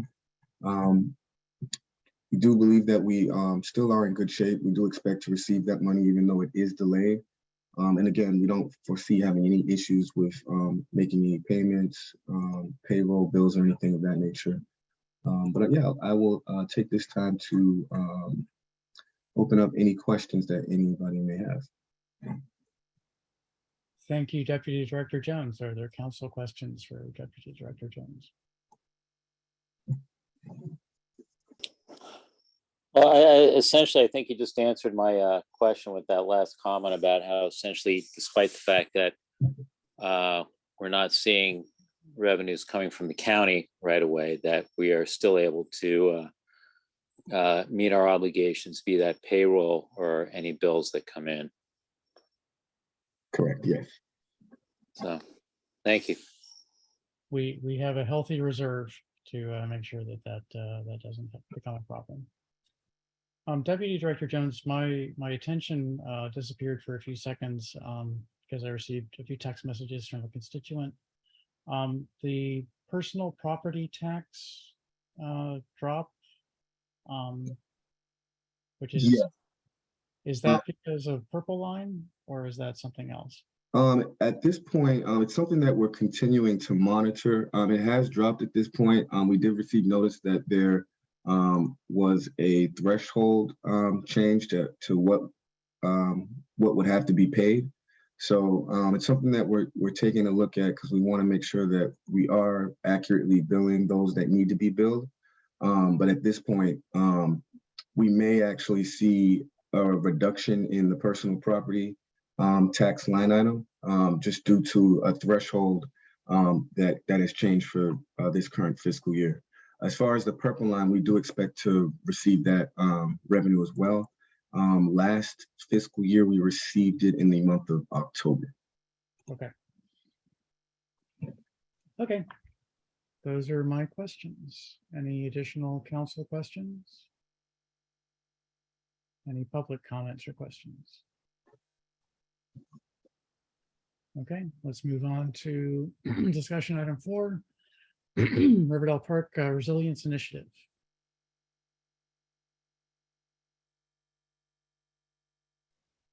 Yes, good evening again, Mayor and Council. We spoke briefly before about the recent flood events that occurred and disrupted our town's residents and businesses. And the staff believe that in order to, I guess, until the county has made substantial infrastructure changes, we have the ability to make our own modifications to our town code to help address flood events. And these are the staff's proposals. The first is the proposal of a new chapter of the town code, one that specifically addresses stormwater. Currently, there is not a code chapter that directly addresses stormwater infrastructure. There is a line in chapter 57, streets and sidewalks, that speaks to obstructing drains, but that is not enough, frankly, based on the amount of flooding and the trouble that has caused our town's residents. So the proposal is for a new chapter that would be specifically for addressing stormwater issues, and some of the draft prohibitions would be to move the item that was speaking about blocking water passageways on streets and sidewalks from chapter 57. Basically that it would be unlawful for anyone to block a water passageway with debris or anything from their property, which would cause further exacerbation of a flooding problem. That was the first draft prohibition. The second was for the colder months and would make it unlawful for anybody to displace snow or ice in a similar fashion that would exacerbate a flooding occurrence by blocking water passageways. This chapter would also increase the fine for such an offense. Staff recommend a fine of $500 for the first offense in a year period, and a $1,000 fine for the second and subsequent offense. This is in contrast to what is currently in chapter 57, a $100 violation for each, $100 for each violation. The second proposal or second change that staff is proposing to the town code is a rental licensing stormwater requirement. Currently, this town has a single family and multi-family rental licensing programs. And the staff is recommending that as a component of these rental licensing programs, the property owners are required to have their property evaluated by a professional engineer to determine what types of flood proofing measures are reasonable and should be obtained. All of the items that the staff has considered seeking the professional engineers' thoughts on would fall under the flood prevention and damage mitigation programs list of eligible items.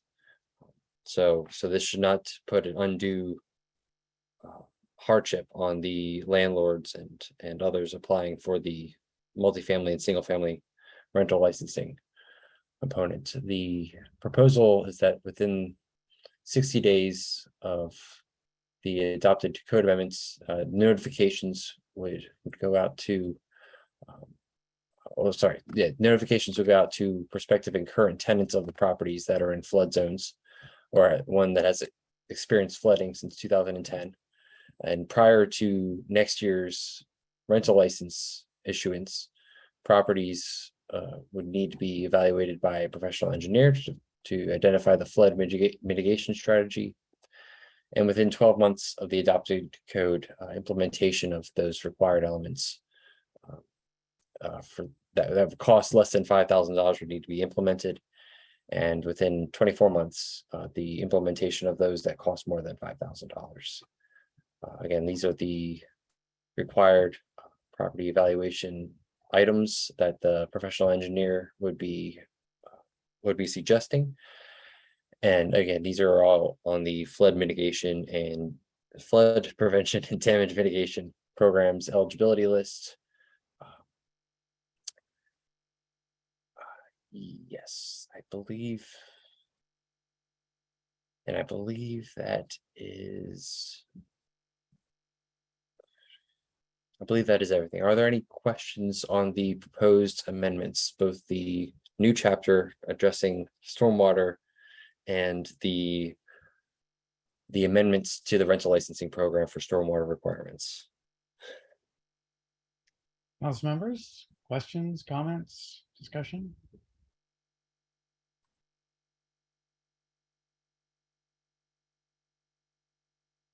So I have a question if nobody else does.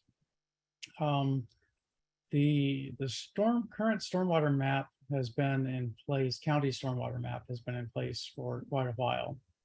And I believe I've heard in some discussions with county officials that they may be looking at amending that.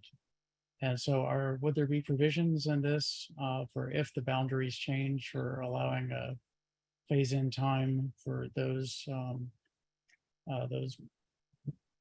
rental owners, landlords, to a similar phase-in time if the map boundaries change? Absolutely. We could certainly establish effective dates based on if there are any changes, similar effective dates based on when those changes are made to the floodplain. Okay, and I believe, I don't remember who I mentioned this to. It may have just been someone in my household.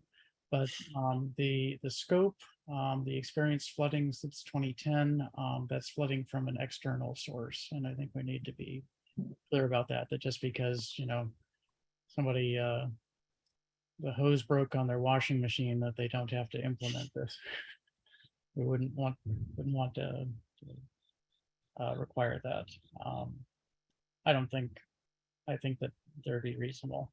One final question, the fine amounts on the first section, the blocking stormwater passageways, the $500,000 fines, those are maximum fines, correct? Those are not mandatory fines at that level.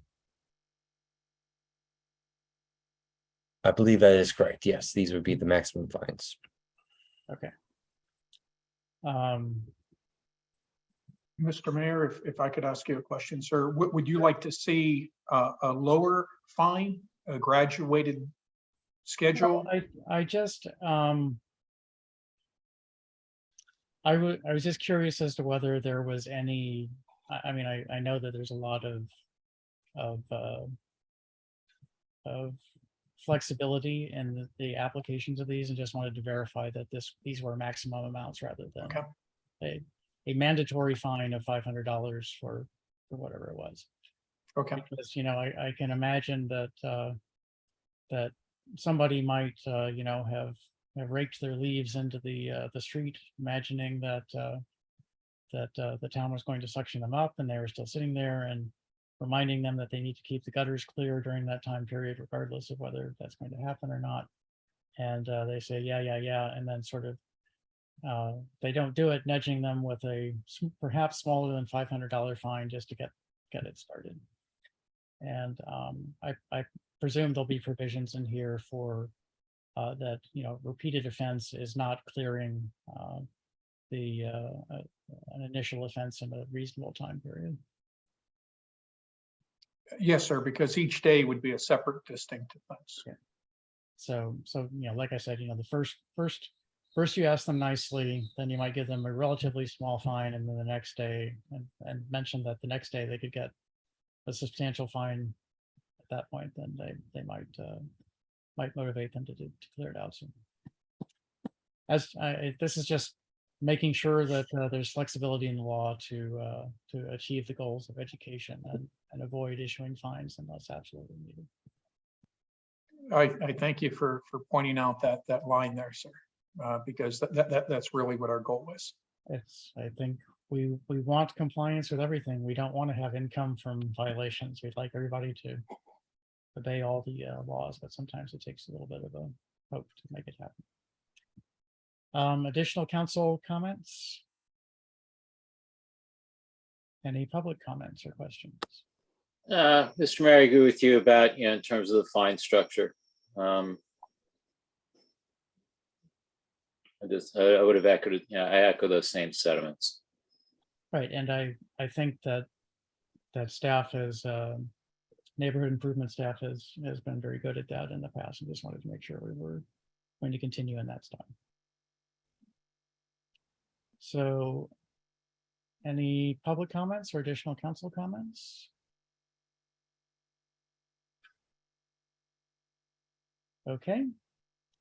Thank you, Deputy Director or Director Chelton, for that presentation. I'm interested to see the proposed legislation. Let's move on to Rise Zone Rental Assistance Fund update. Yes, good evening again, Mayor and Council. As we discussed at the last work session, the Rise Zone program was reestablished this past winter, and with it, the amendment to allow for a Rhizome rental assistance program, which would allow applicants in local municipalities, counties, and other institutions to create a rental program that the state's Rhizome fund would match 3-to-1 for rental assistance to incentivize businesses to move into the Rhizome area. Pull up the map. This is in response to a lack of participation in the Rhizome program as it was originally established, because it was a property tax credit program, and many of the businesses that were targeted were not actually able to purchase property. And so therefore a rental program would be much more beneficial to those types of businesses. So on the screen here is the Rhizome map. The Rhizome extends along Route 1 in College Park and through most of the Discovery District, as it's called, along River Road. And that's where it does enter town. Most of the spaces that are available for businesses that the Rhizome program is attempting to attract are, I would say, on the lower side of the Rhizome here. There's new COPT, Corporate Office Property Trust buildings on River Road, as well as the University Research Court and Rivertech Court properties.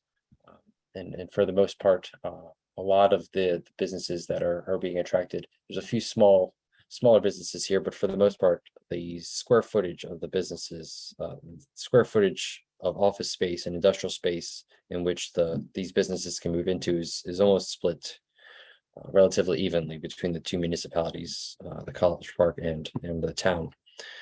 The city of College Park has reserved $50,000 for the rental assistance program. Staff suggests that the town also reserve $50,000, and at the next legislative meeting, staff requests that the mayor and council approve a subrecipient agreement for $50,000 from the town's Economic Recovery Strategy Fund, also known as our ARPA fund, for the University of Maryland to administer the program.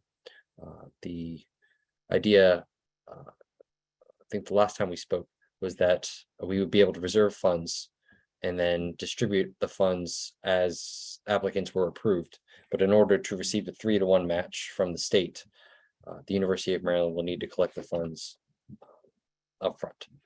So that is the reason for a need for a subrecipient agreement for our Economic Recovery Strategy Fund dollars. And I believe that is the extent of the updates on the Rhizome program. Are there any questions on the Rhizome program? Thank you, Director Shelton. Council members, are there questions?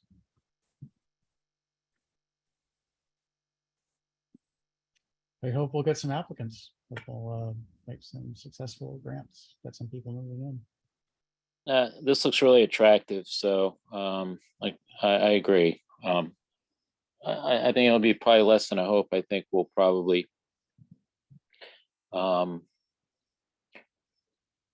think you'll see a number of folks wanting to participate in this Rhizome. So thank you.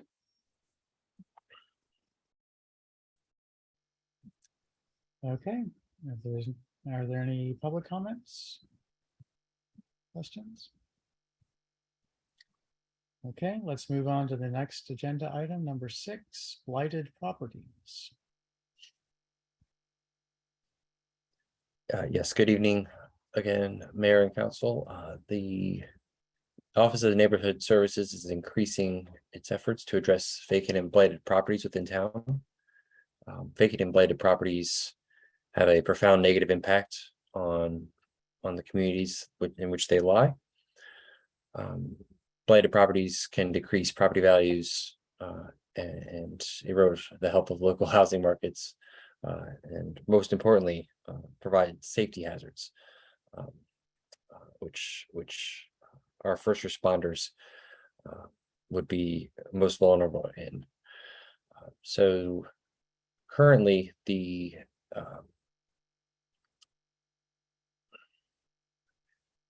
Chapter 69 of the Town Code, the Urban Renewal and Redevelopment chapter, has a definition of blighted areas. However, Chapter 69 nor the Property Maintenance Code have a specific definition for a blighted property. So staff suggests creating a definition of blighted property based on the United States Department of Housing and Urban Development HUD definition, which is blighted when it exhibits objectively determinable signs of deterioration sufficient to constitute a threat to human health, safety, and public welfare. There are a couple of properties in town that meet this description. We've taken photos and have included a few of them here in this meeting material. The first here is at 5904 Riverside Drive. This is a residential property which has been vacant for some time and has had boarded windows. And I know I've spoken with our acting police chief, and she has mentioned that they've had several calls for individuals breaking into this home. Here on Queensbury Road, this is the property that would be the eastern section of the Lofts Apartments. So this is the right next to the train tracks. This has been vacant and in need of serious repair for quite some time now. And 5016 Oglethorpe Street, this has also been vacant and boarded for quite some time as well. I believe it's been at least 18 months for this property to have the windows boarded up since the fire which occurred here on Oglethorpe Street. Currently, Neighborhood Services is applying the code to properties in these blighted conditions. This property actually shown here, 5016 Oglethorpe Street, suffered a fire. I want to say it was in the spring of 2021, which required us to use section 108.2, the closing of vacant structures, to keep people safe from this property and have the windows boarded up. Currently, the property owners have not done anything beyond what our public works staff was able to do by boarding up the windows. And the concern is that the police department must, like I said before, the police department must respond to these blighted properties and vacant properties when there is a trespasser or somebody else, something else happening on the property. And frankly, some of these properties are in such poor repair that the public safety officers are in danger, and there's threats to their safety when they are responding to such calls for these properties. Neighborhood Services has had difficulty contacting ownership for these properties. In some cases, the ownership is complicated. The property on Oglethorpe, which had the fire, the owners on record have actually deceased, and there was no legal owner in which the property was passed down to. I know that one of the children of the property owners is going through a legal process in order to get the property in their name, but it makes it very difficult for Neighborhood Services to address issues on a property which doesn't have any current living property owners.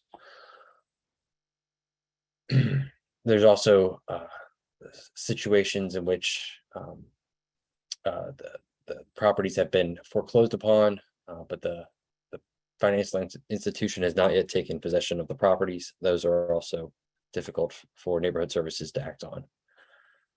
In the past, when Neighborhood Services has run into a problem contacting owners, we've created licensing program. So for example, the donation bin program in the beginning of the year 2020, we had a donation bin problem where many people were dropping off trash at donation bins, and our donation bin licensing program has given us a list of contact information and owners for each of the donation bins in town, so that in the case of a problem with one of the donation bins, staff is easily able to contact the owner and have somebody address the problem.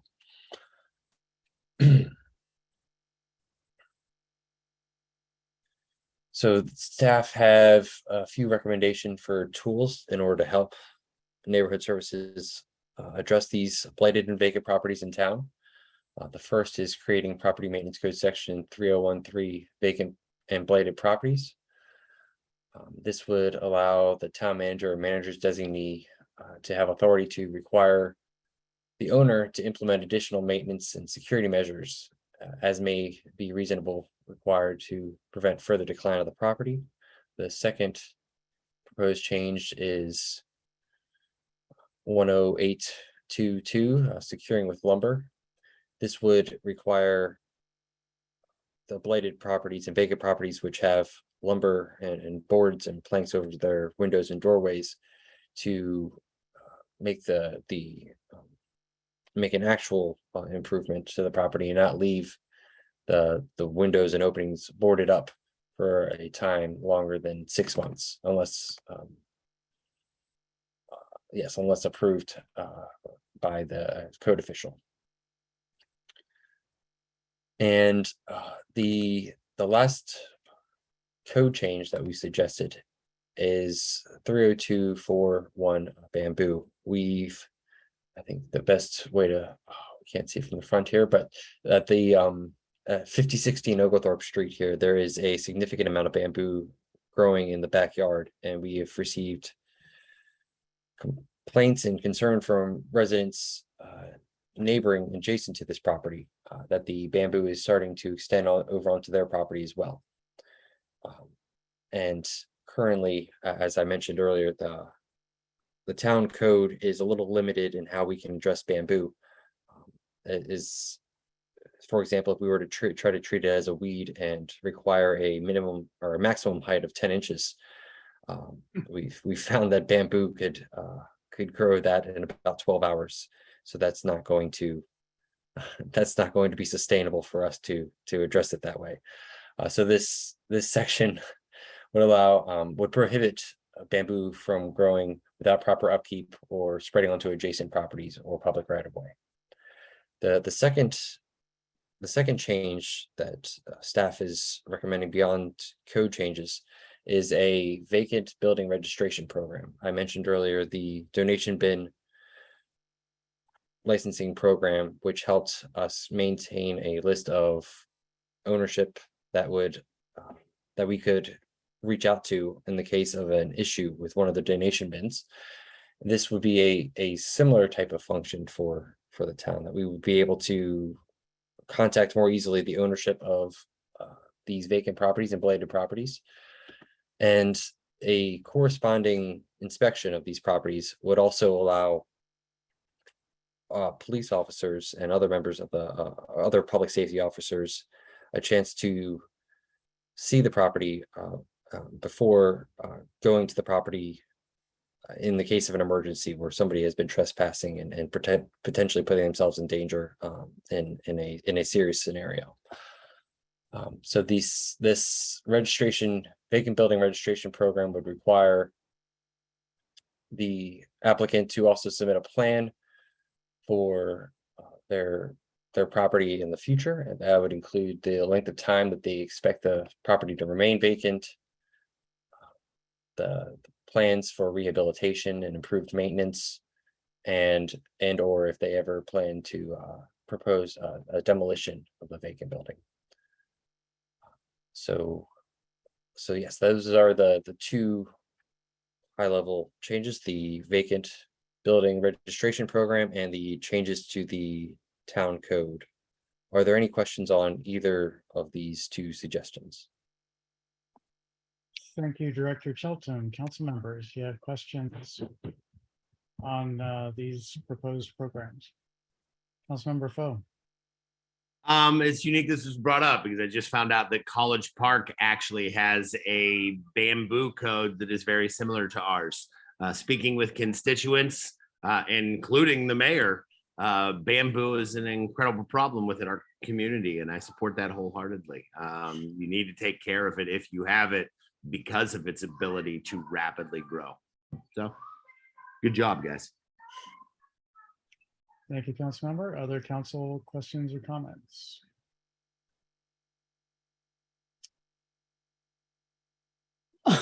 Mr. Mayor, if I may, Please. regarding, you had mentioned there's a section 108 regarding about boarding up a property. Yes, the suggestion is to create property maintenance code section 108.2 securing with lumber, which would limit the amount of time that wood or wood products are used to secure by closing up the property. Okay, and now you've done that on one property already. You mentioned the property on Oglethorpe, correct? That's correct. Yes, we have used 108.2 the closing of vacant structures in order to yes to request to enforce that the property owners here needed to close the windows and doors to this building, which had recently sustained a fire, and the fire department had to eliminate the windows and doors. Okay, are there other properties you're looking at currently that you would apply this to as well? I can't think of other properties at the moment, but I know we have our neighborhood services staff here as well. So I'll if I'm incorrect, they can certainly correct me. Okay, I'm going to get a little more specific. Have you considered applying section 108 to 5904 Riverside Drive?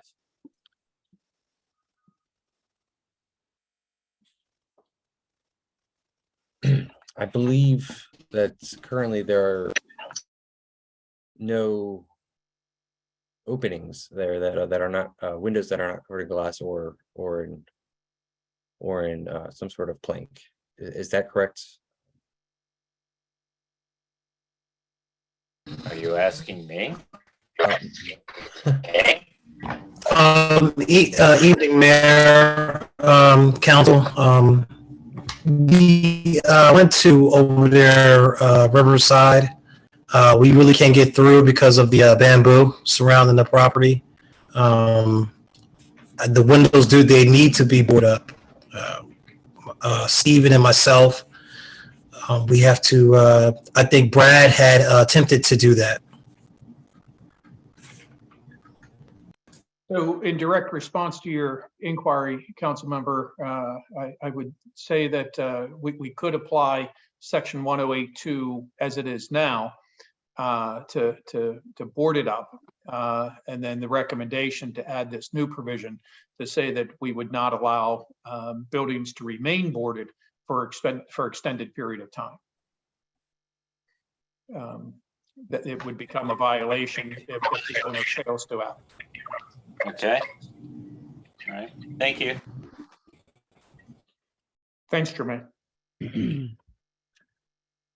Additional council. You're welcome. Questions or comments? Any public comments? Okay, I have a bunch of questions and comments on this. So we currently have adopted the property maintenance code, and presumably neighborhood improvement can issue fines for lack of maintenance of a building. And presumably those can be repeatedly issued for long periods of time if the issues are unresolved. And my memory is that unpaid fines can be attached to as a lien to the property, and any transfer has to involve paying off those fines in the future. And so has that strategy been used for any of these properties? Brian? To And my correct knowledge, not for any of these anything- properties. Anything that's incorrect about that, please let me know. That's just my, There was certainly nothing incorrect about your understanding of the property maintenance code, but I don't believe that we have used that on any of these properties. To my Okay. knowledge, no. Not since I've been with the town, at least I'll say. well, the property maintenance code is relatively new, so I just wondered whether that happened.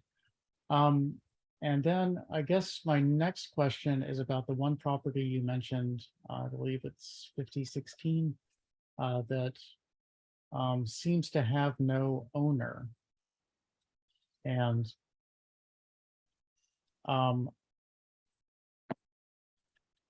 I find it,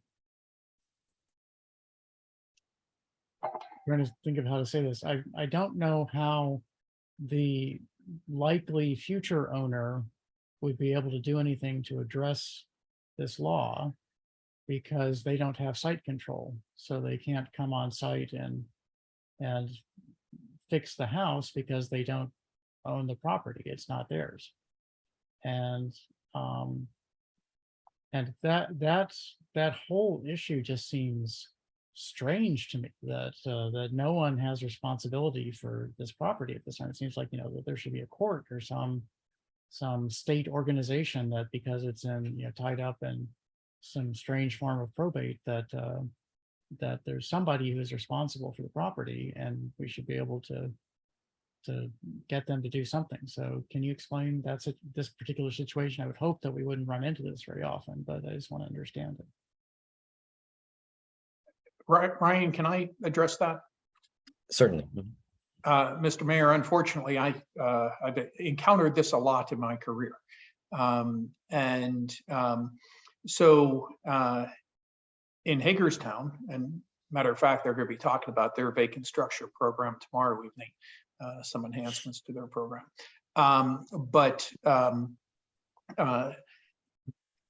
You can have this situation arise where the property is basically in limbo. And the most direct way to resolve this is to issue fines and issue fines and issue fines, and to have those fines not just a lien for when the property sells. And this is an aspect that we're not presenting on tonight, but that Ryan and I have talked about, and we're going to talk with Mr. Sussman, but to have the fines be able to be attached to the property tax bill and billed as taxes. And then once they're billed as taxes, if they go unpaid, then the property can be sold at tax sale. And if it's sold as tax sale, it will clean up, if you will, the other issues. Right. And so that's a vehicle that I think we would need a tweak to the town code to allow where it's can be billed as taxes and not just a lien to be satisfied when a property does transfer. So forcing the sale of properties in this condition would be a direct course. Okay, but in the particular situation here where there's a parent heir who presumably because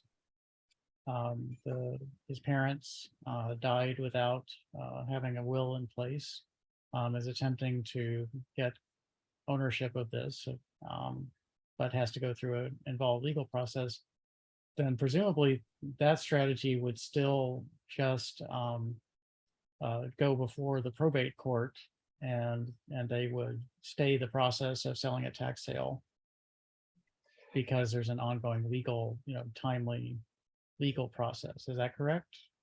It could, but I don't believe there's been any effort in this immediate case for the folks to resolve the ownership issue. Okay. I've met with, it was a telephone meeting, but I've met with the parent heir, and I don't believe there's been any serious efforts to rectify this. Okay, But still, the issue is that apparent heir doesn't have control of the property, and so can't, at least in principle, can't go in to fix it up. I mean, who's going to stop them if they go and fix it? But still, it's one of those issues. Yes, it's kind of like how banks have played with properties over the years, where they would foreclose. And I know the town went through this when the housing bubble happened with foreclosures, and the banks would never take title of a property. And so there's been a change in state law to address that since the housing bubble. But properties sometimes end up in this limbo state. Okay, I felt like I had one other question. It'll probably come to me in the middle of the night, and I'll send it to you by email. But this this certainly looks like a good idea, and it would be nice to be able to clear up some of these blighted properties in a timely fashion. Any additional discussion before we move on to the next item? Mr. Mayor, if I may. Yes. One of the things I heard, and I appreciate staff's for putting it in regarding about giving a property owner a 6-month time period to address issues.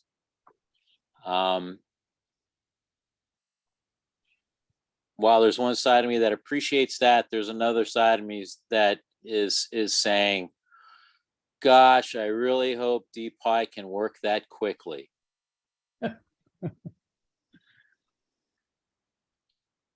I mean, that's just one of the factors that everyone has to deal with. And as I'm sure that any repairs that the town would be requesting that an owner to do would have to be up to code, and that would have to be signed off on by DPI. And I think we've all seen experiences, if not had them personally, where getting something done through DPI can take considerably longer than 6 months. And council member, if I could respond to that. Sure.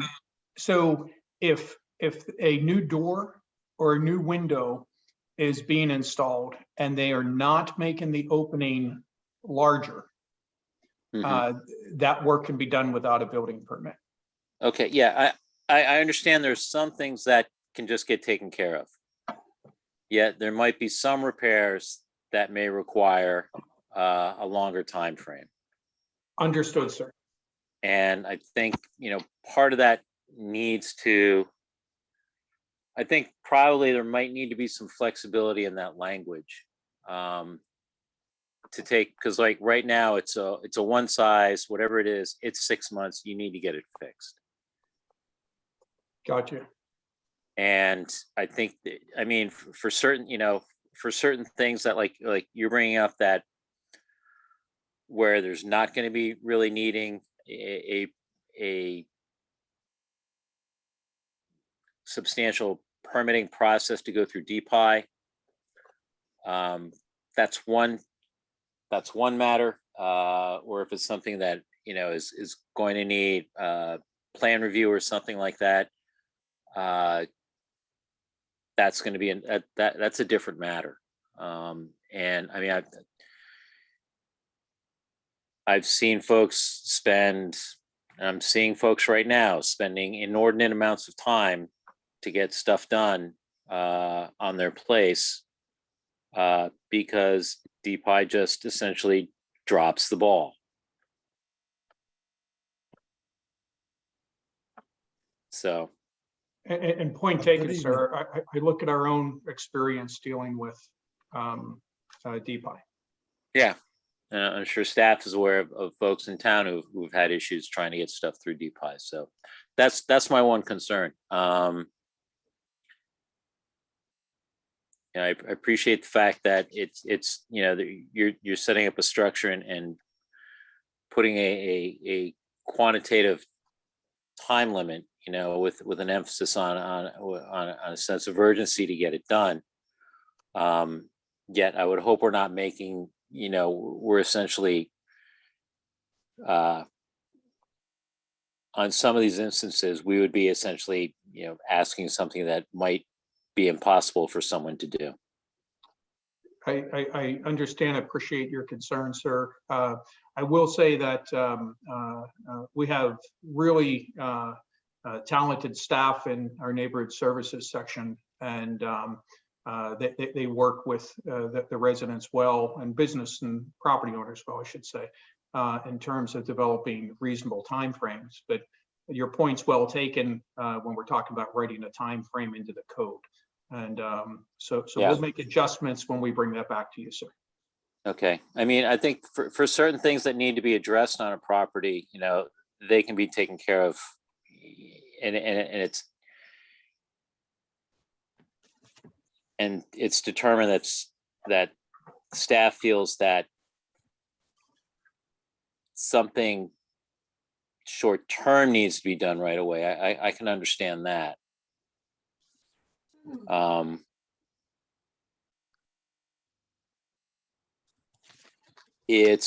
just seeing that in order, and it may be something that helps, provide a level of safety on the property. That allows for, other issues which need to be resolved that can be done in the meantime. I understand, sir. And so, Ryan, do you need any clarity on that? Or are you clear? Is that making sir? sense? I understand. Yes, and we will Okay. certainly make changes to address that. Thank you. And we'll bring this back to you all for another conversation. Yeah. I think it's just, just nuance that and it's fine, it's fine to be firm. Let's just make sure it's being fair. We understand, sir. Thank you. And we'll make the adjustments for you. Thank you. So that was actually the topic that I was thinking also. I'll just add one wrinkle to it, and that is, I know from some town residents that they were unable to get a report from the fire marshal on a fire that they had in their home for upwards of 6 months. And so, the same issue there, that there are sometimes barriers to quick repair that we need to take into account. But I think you understand that there's an issue, and we'll deal with it. I just wanted to add that in as another possible wrinkle. Okay, unless there are any additional comments, let's move on to item 7, VO right. Mayor, I would like to add something. Good evening, Mr. Mayor, town manager, and members of the council. I just wanted to briefly add, for those property owners that show good faith efforts to get their property, in order, I would certainly think that we could have some type of extension process that we could give to those who have shown and are showing good faith efforts to, get their property up to code. And so that is one avenue that we could use. So it's not so cut and dry as far as time limits and dates. Adding an extension process, as I said, to those who show good faith efforts. Completely understand and agree, and just wanted to make sure that made it into the proposed legislation. And so and in case there's a list of allowable reasons for an extension, then there may be like 3 or 4 reasons, and so I wanted to make sure that they got them in there. But thank you, appreciate that. And so the mayor and council know we have, and perhaps Ryan introduced them already, but we have Jermaine Dixon and Steve Smith here tonight. They're our neighborhood services specialist, and the ones actually out there working in the community and trying to help navigate these complex situations. Thank you both for your difficult work. I know it's not easy getting out there and telling people you got to do things. But Welcome aboard, gentlemen. Thank you. And, Thank you. and Actually, Mr. Mayor, before yeah. you go to your next item, am I able to have a moment? Yes, thank you, Mr. Town Manager. Just as an introduction. Can someone mute their mic, please?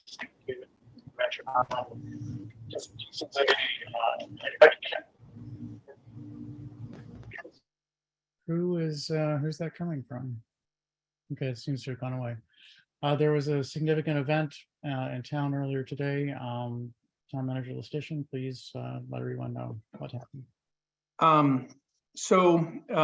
The police department has been and is still working a fatal officer involved shooting. This shooting occurred earlier this afternoon in the 4700 block of Oglethorpe Street. One adult male has been pronounced deceased. No officers were injured. The Maryland State Police are on scene, as is the Maryland Attorney General's Independent Investigation Division staff. And they are handling the investigation as well as any public information. Any further updates then will be shared by the Attorney General's office, the Independent Investigations Division. At this time, our thoughts and prayers are with the family and friends of the decedent and with our officers and their families who were involved in this situation today. I'm not able to take any questions, and I don't have any additional information that I can provide at this time, but I wanted the council to be aware. Thank you, Mr. Town Manager. Thank you very much. I share your feelings, and my thoughts are with those impacted by this incident. And we will work through this in full cooperation with the state police and with the Attorney General's office.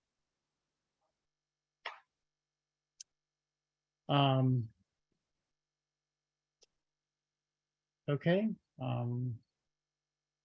Seems a little odd to go back to it, but let's go ahead and jump to the VO ride update. Director Shelton, you're having a busy night tonight. Can you handle this one for us as well? Yes, I'd be happy to. If someone could update the screen. Yep. Yes. Okay. Good evening again, Mayor and Council. And there's no action requested at this work session, but VO Ride has responded with an agreement, a draft agreement for the town. As an update, VO Ride is the micro transportation company that has electric scooters and bicycles within town and currently has 2 stations within the municipal boundaries. There's one in Riverdale Park Station and one along University Research Court. Currently, VO Ride has an agreement with the University of Maryland, the City of College Park, and University Park to operate their vehicles in those areas, but they still require one for the town and for their 2 stations within the town. I would say that the question that staff is interested in understanding the answer to from the mayor and council's perspective is should staff work with VO Ride in order to establish an agreement only to use the 2 stations and continue operations as they currently are for VO Ride, or is the mayor and council interested in expanding the area in which VO Ride can be used to allow them to come further south into the town center, into our multifamily apartment properties southeast of the Anacostia River. So that is what the staff is eager to learn from the mayor and council, and any feedback would be greatly appreciated. Thank you, Director Shelton. Is there council feedback? on this report? Councilmember Siddiq. Yeah, I think adding micromobility, last mile type of transport would be a very good idea for our town. And if we could avail our services like the restaurants and town center area to more students from College Park, I think that'd be a good thing for us.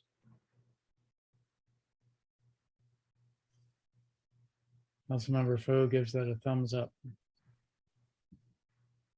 Mr. Yeah, I Mayor, really didn't have a viewpoint until Councilmember Sadiq just sold me wholeheartedly on that. Like, it was good job, Councilmember. Mr. Mayor, if I may, Councilmember Lingblad, please. well, to what was said, I would say this, caveat emptor. Again, we're kind of coming back to the question here about allowing,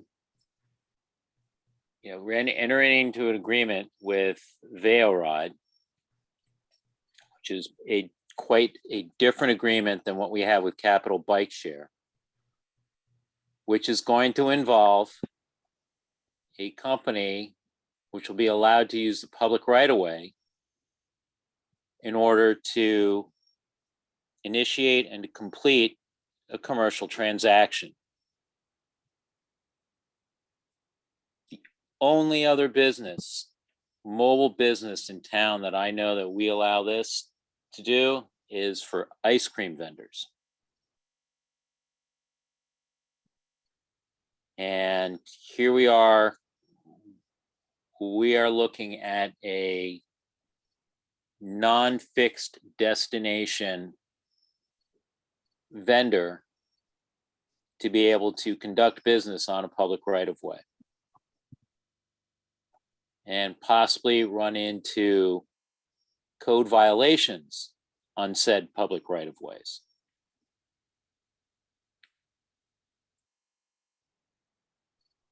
I understand the opportunities and advantages to being able to have that last mile for folks who want to be able to use, say, a scooter or a bicycle. I know I'm not comfortable with, essentially saying,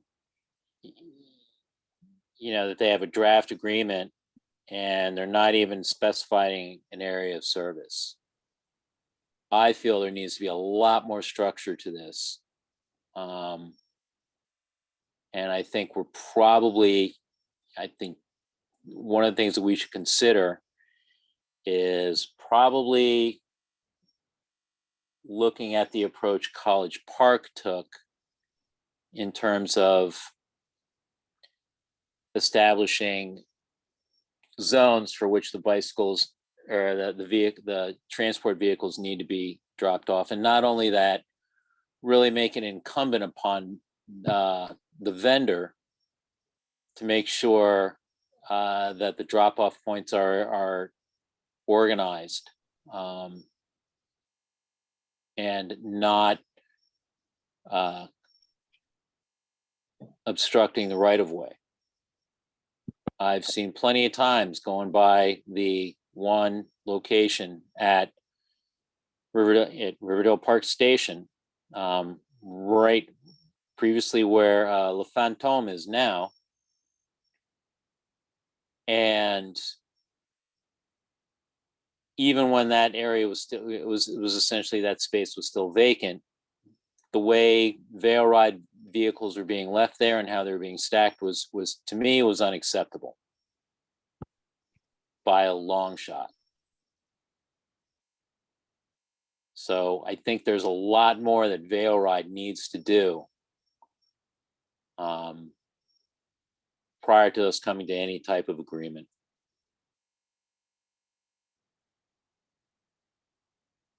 Thank you, Councilmember Lingua. Councilmember Siddiq. I appreciate Councilmember Lingua's comments. Change is scary, and this would represent a change to what way things have been done, but it does think it offers an exciting opportunity. I don't know if you guys can see this. This is my VO map. And as you can see, it marks not only the red boundary of where you can't go, but has these little P's that indicates where you can park, in addition to the current location of the scooters. So College Park, for better or for worse, has been through this program for several years now and has refined that program so that many of Councilmember Lingwa's concerns are addressed, namely that there are VO does identify certain areas where it's acceptable to park, and the geofencing of certain areas. I think what the staff was asking for was, do we want to extend this just to Whole Foods area, or do we want to extend it further south into town center? I would advocate further south, particularly because of our businesses, but also because we want to have people be able to access public transportation by taking last mile transportation there. And we should piggyback off what College Park has done and use that exact sort of geofencing designated parking. Now, individuals riding scooters and bikes will leave them in places that they weren't left before. In my opinion, the benefits accrued to our society by having people able to move around and go to places they want to go is worth those benefits of the occasional bike being left. And when you don't want that bike or scooter there, you call VO Ride and they come pick it up.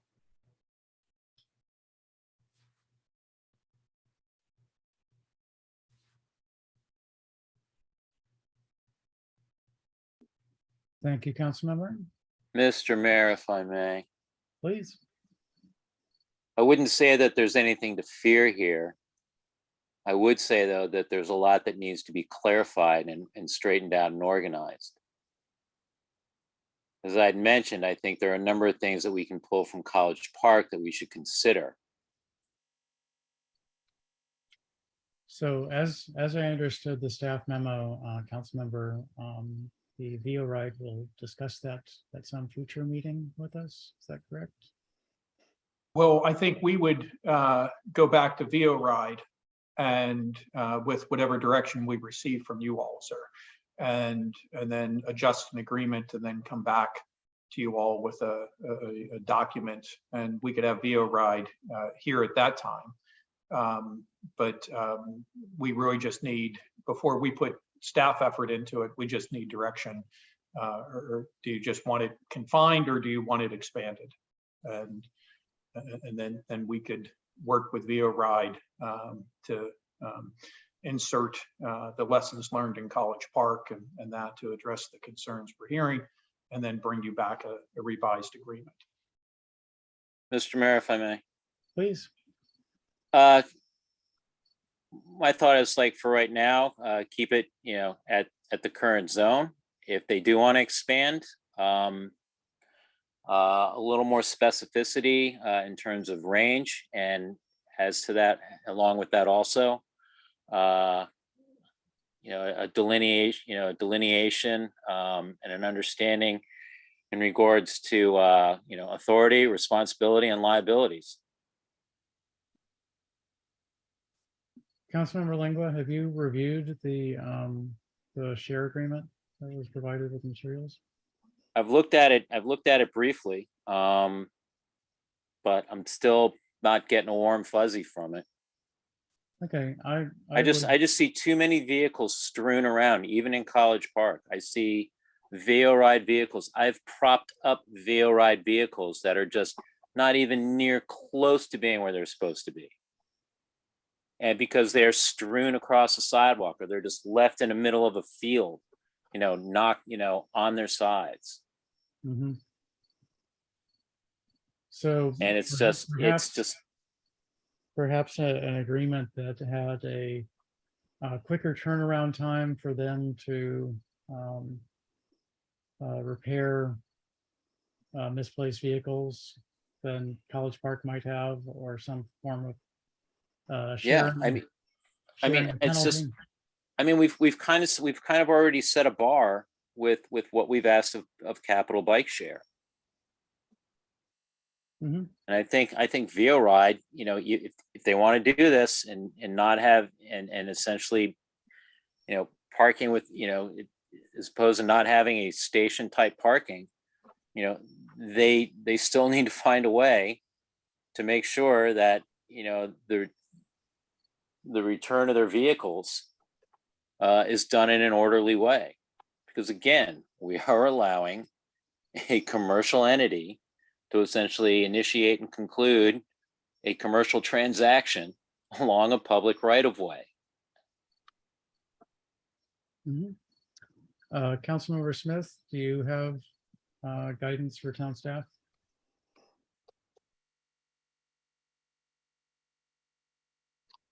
I understand the concerns that are expressed. I would like to see some clarity on the response time and whatnot for these vehicles when they're left in the wrong place. But otherwise, wholeheartedly would endorse Councilman Sadek's comments. We, as a community, as a society, we have an urgent need to get people to drive cars less. And this seems like something that could be, part of our town's little part in getting to that. So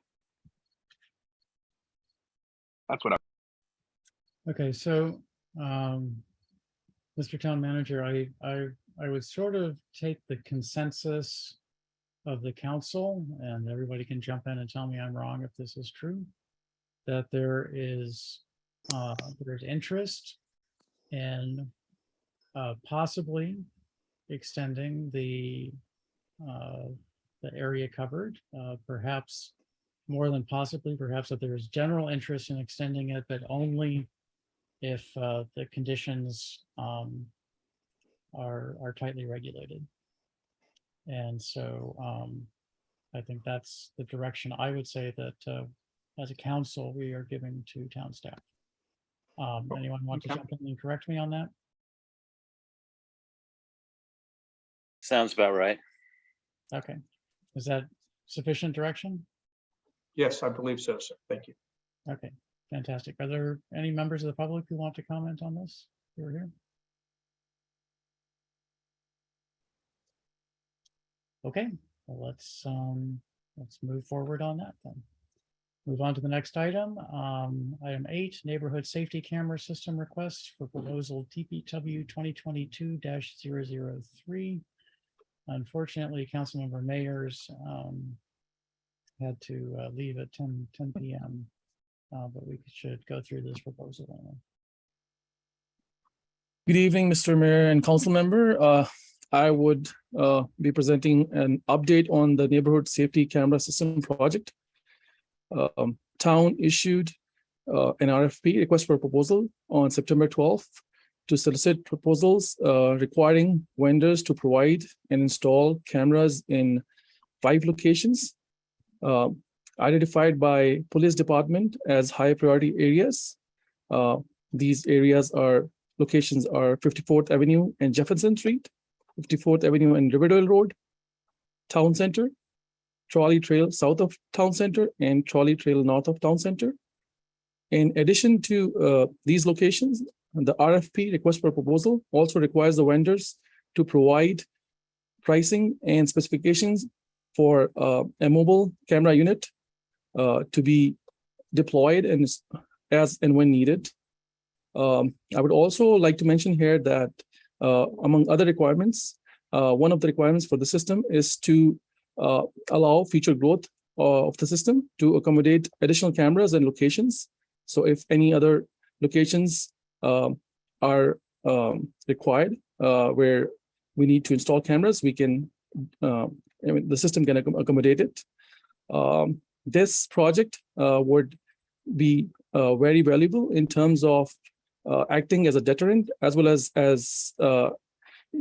serving as an investigative tool for the police department in case needed, as the police department would have access to the cameras to monitor and also to download videos as and when needed. total budget for this project is $160,000. Proposals are due by October 7. The review committee involves town staff and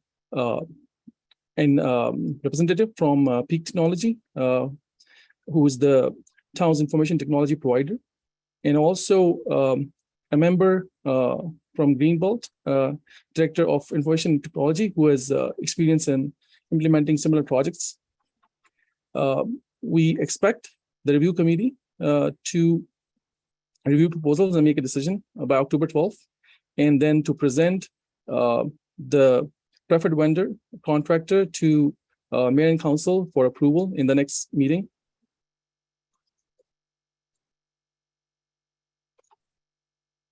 Any questions? Thank you, Mr. Mr. Mayor. Please. I'm wondering, so these are not like speed cameras or like red light cameras? What is the purpose of these cameras? So the purpose of these cameras is to monitor the locations for safety, to improve safety and security of the town. These locations were identified by police department as high priority areas. These cameras would provide access to the, as I mentioned, to the police to monitor these locations, and also to download videos if needed for investigative purposes. And if I can add, if I could add to that, Duman, and I believe this is in the memo, this is about the perception of crime and the fear of crime. And the areas identified are areas where we've had multiple homicides and other shootings. And to refresh the council's recollection, it was after the two homicides that we had in this area that the council actually approved a budget amendment so we could begin on the design work for this. This is viewed as a tool in the overall strategy to improve community safety and neighborhood safety. Would the data that is collected by these cameras, video or whatever, is that going to be subject to open records requirement? Yes, as all of our information is. So as a citizen, I would be able to request any or all video that was collected from a particular camera. People can. I ask because a lot of times when the vendors, when I'm like the contractors claim that they are not subject to open records requests, and they as a private entity own the footage and therefore are not required to release it to a citizen. Yeah, and I appreciate that caution. We've run into that with a previous vendor that we had just with the cameras in the previous cameras that were in town hall. We ran into that where we actually had to pay the vendor rather extraordinary sums of money to even get the information, and so we've learned from that, and we will take your caution seriously, sir, to make sure we avoid that type of situation. And if I may, the town will have access to the videos, and the town will be, the police department will be able to download the videos themselves. So we'll not be requesting the vendors in this case. Yes. Okay, has there been any community outreach regarding these cameras in the areas where they would be installed? I believe that, and I'll double check with Chief Gwixons, but I believe that this has been brought up to the group that she meets with monthly, which is a group of residents from this area. And she meets with them over at St. Bernard's every month to talk about crime and the fear of crime. And I believe it's been addressed there. but I'll double check that with her. Yeah, please do and get back to me on that, because I appreciate the need for deterrent and investigative resources in places where we're having issues with violent crime. I also have some, I am reflexively concerned by our town becoming part of a surveillance state and collecting video on the public 24 hours a day. I mean, I think, I think that's something we need to approach with caution. Not saying that I'm opposed to it here or anything, but we just need to make sure that we are paying a lot of attention to the details, both on the business side of working with a contractor, and that we are, not taking unnecessary steps to infringe upon civil liberties in our community. Your point's well taken, sir. And Numan, correct me if I'm wrong on this. The cameras are not going to be convert. They'll be out there. We want people to know that where the camera is. Yes. So there's like going to be a blue light on it or something. So much like they have in DC, where if you're at an intersection, you look up and you can see there's a camera with a police logo on it and Yes. and that. So that actually helps with the fear of crime as well. And I apologize, we don't have Chief Quixens with us here this evening, but that's because she's on this other event. Thank you.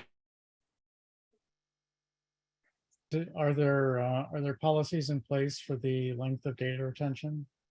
That's all being worked out still, sir. Okay. But yes, what we will make sure that we brief the council on that as part of this overall process. And we'll be back to you all with a recommendation on the vendor and contract language and all that. Okay, thank you. Just one more thing, in addition to the data retention, we also need to ensure that this is not something that the vendor can later use for commercial purposes. Numan, can you make a note of that to make sure that's in the language, please? Yes, We'll make sure that, but just to confirm that the vendor will be providing us the system, and then the town will be the owner of the system, so vendor will not have access to the videos as such. Okay, thank you. Thanks, Numan. Okay, any additional council or public comments on this item? Are we ready to move on to the next? Let's move on to item 9, recommendations regarding MNC PPC Planning Commission fiscal year 2024 budget. This is previously discussed.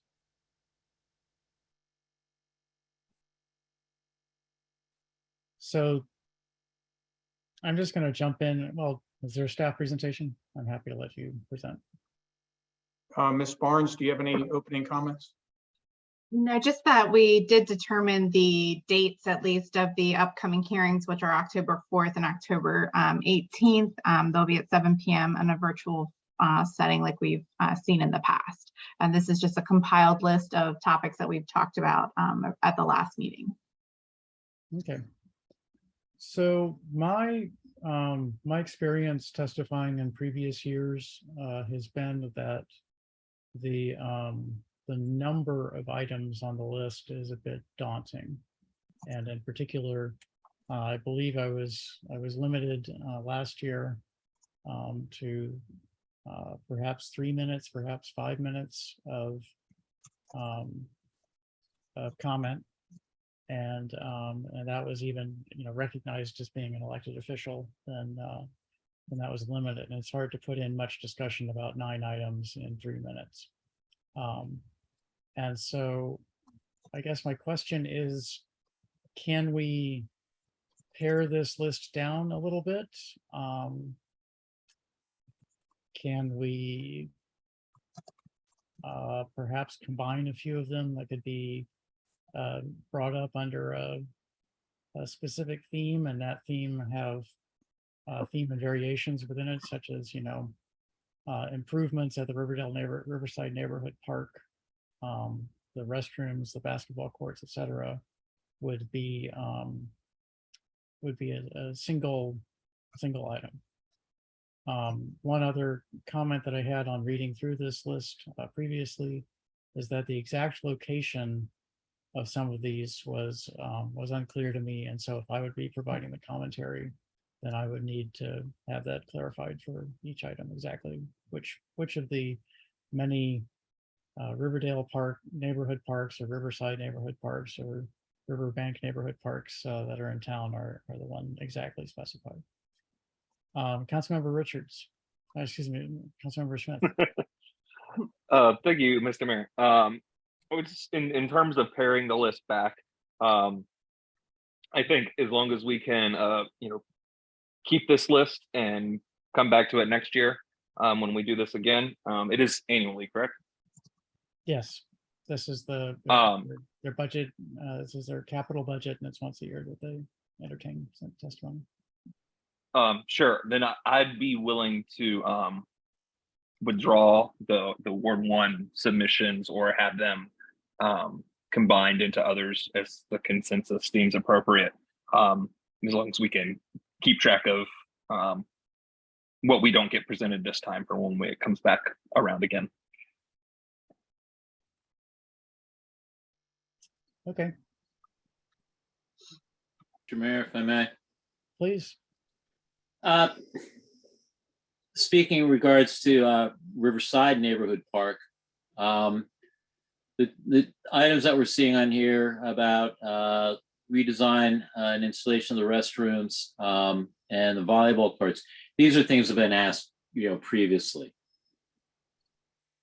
I think going back as far as 2 years ago. Right. And really, the volleyball courts is something that's very short term that can be taken care of within a year's time. I understand the bathrooms may take longer, but we have people down there now who are bringing down nets and playing volleyball. And they set up in different areas and they rotate the areas around because they wear out areas. And being able to put in 2 courts would be beneficial. The restroom, the fact that these restrooms now have been closed for over 6 years, and that people who go to the park are left with, well, they're given a choice of using a porta-john, which you can understand it like, a 1-day or 3-day event. But to be there, constantly year in, year round. And honestly, I've watched folks, they walk up, they look, they open the door, they go in, they're right back out, and they just go around to the side of the building. Relieve themselves right there. So essentially, these porta-johns have really become intolerable. Okay. And I think it's incumbent upon Park and Planning to come up, with a new design that, essentially where folks can know that they can use the facilities in private, yet feel safe while they're in there. Okay. I'm just going to suggest that that perhaps if you as vice mayor would be willing to come along with it's a virtual hearing, but come along with me to the virtual hearing, that we could tag team on the list and perhaps spend enough time that they would understand the various projects. Are you asking me to play bad cop? No, definitely not. I'm asking you to double the amount of time that's available for testimony by. Sure, I'd be happy to. I think one of the things that could come off is really number 6. I think that's something that we can look at having discussions with them really on in a different approach as opposed to this. Okay. The item 5, do you have specific suggestions there? Because I've been seeing some great programming. I mean, the events they had last Friday and Saturday at Riversdale were really great. I think really it's just, in previous years, it's just, it's been commenting on the quality of the programming that they have been doing. And each year they come up with something more. And just, it's more of a time to comment, to say, and encourage, to commend and encourage the efforts that the staff over there are making. That's Okay. really, there's never been like saying, adding a certain and making an addition of a certain specific program. So that's basically just an attempt to shore up the funding that they receive now and ensure that it's Well, it's just to demonstrate an appreciation for how creative they have been, and how much it's being appreciated by residents in the surrounding area. And when I mean surrounding, I don't mean within just the municipality, but by other municipalities as well. Sure. Okay. Okay, well, I invite you to come along. If there are other council members who would like to testify as well, then we could perhaps tag team and spend some real time on each of these. And which date did we want to do this? Well, I am going to be on the road on the 4th. But that doesn't mean that you couldn't go and testify there. Okay. And then I will be in town. Let me check my calendar for the 18th just to make sure that nothing else is happening. My calendar's been getting shockingly full. Yeah, the 18th is wide open, so I will be available that evening. Okay. So let's talk about this more and figure out what the game plan is going to be if you want me going on the 4th or doubling up on the 18th. Okay. And I will do we need, I presume we can address this at the October 3rd meeting. I'll talk to staff about some of the definitions just to make sure that we make them specific enough. Okay. Okay. Any more discussion? Mr. Mayor? This list, yes. I potentially also could be available depending on, scheduling and whatnot, to get us 3 extra minutes for testimony in support of our request here.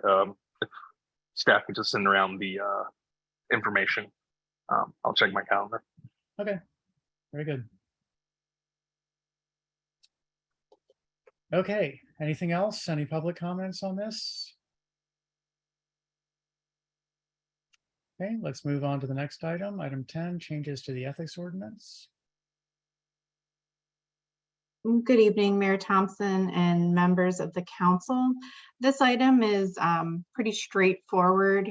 Staff recently received notice from the State Ethics Commission that that House Bill 363 and House Bill 1058 that were enacted during the 2021 General Assembly session made multiple modifications to the state ethics law, which in turn triggered changes needed to the local government ethics laws. The notification that we received from the State Ethics Commission was very, very specific with regard to exactly what changes need to be made, as well as the type of language to be used. Town Attorney Fred Sussman reviewed all of those materials and drafted legislation to make the required changes.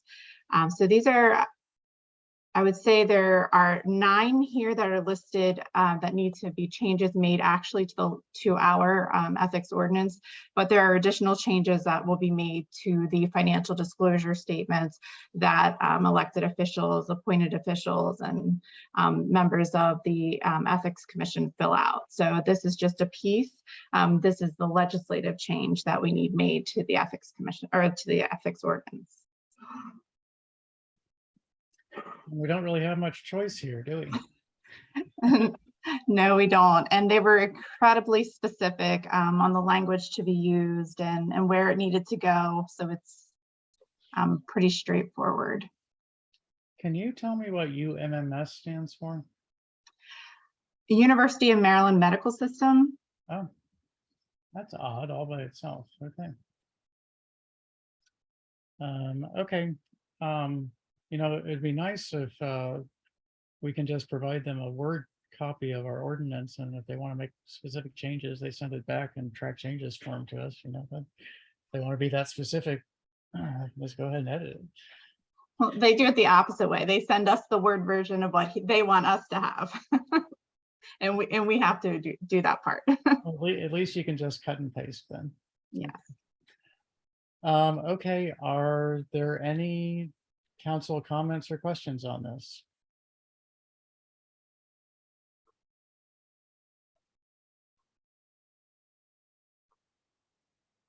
I have none. Okay. Any public comments on this? Okay, I guess we'll see the legislation come before us. We can put it through. Certainly. Move on to the next item, update on council appointed committees. I will jump in and start with I think I talked about this in my report. Committee met last before the previous legislative meeting. We had a couple of meetings over the summer. We plan to meet again this week. And as I said, I have one draft ward boundary drawing that meets all legal requirements, at least I think so. And I'm working on a couple of others, maybe as many as 4. And some of the boundaries are little theme and variations, like there's a general split, but we can move boundaries in certain ways, and that I'll discuss that at the meeting later this week also. So that's the status of the redistricting. Council members Lingua and Smith, do you want to talk about the Common Seal Design Committee? Sure. I actually just today emailed Ms. Barnes asking for assistance for setting up a meeting to kick off the Seal Design Committee. So that's where we are now. Okay. Board of Elections, staff has received interest from 2 registered voters. And okay, let me read through this. 3 registered voters, 1. So we still have the vacancy, so we need to publicize that we still need people.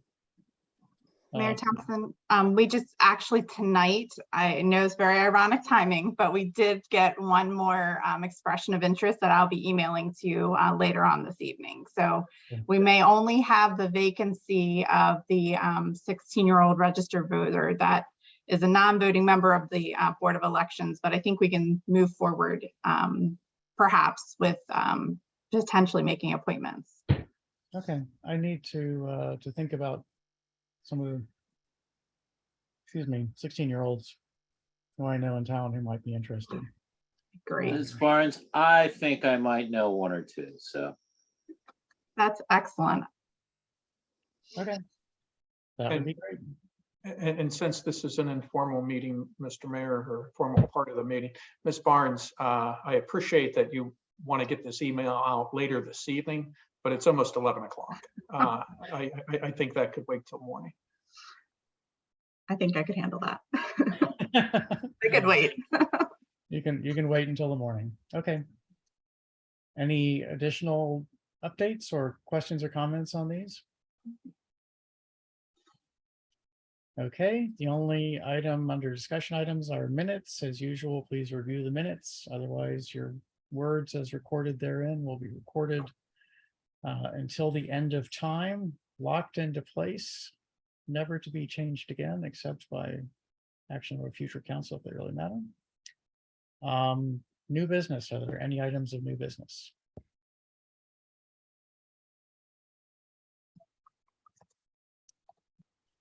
Awfully quiet. Any items of unfinished business?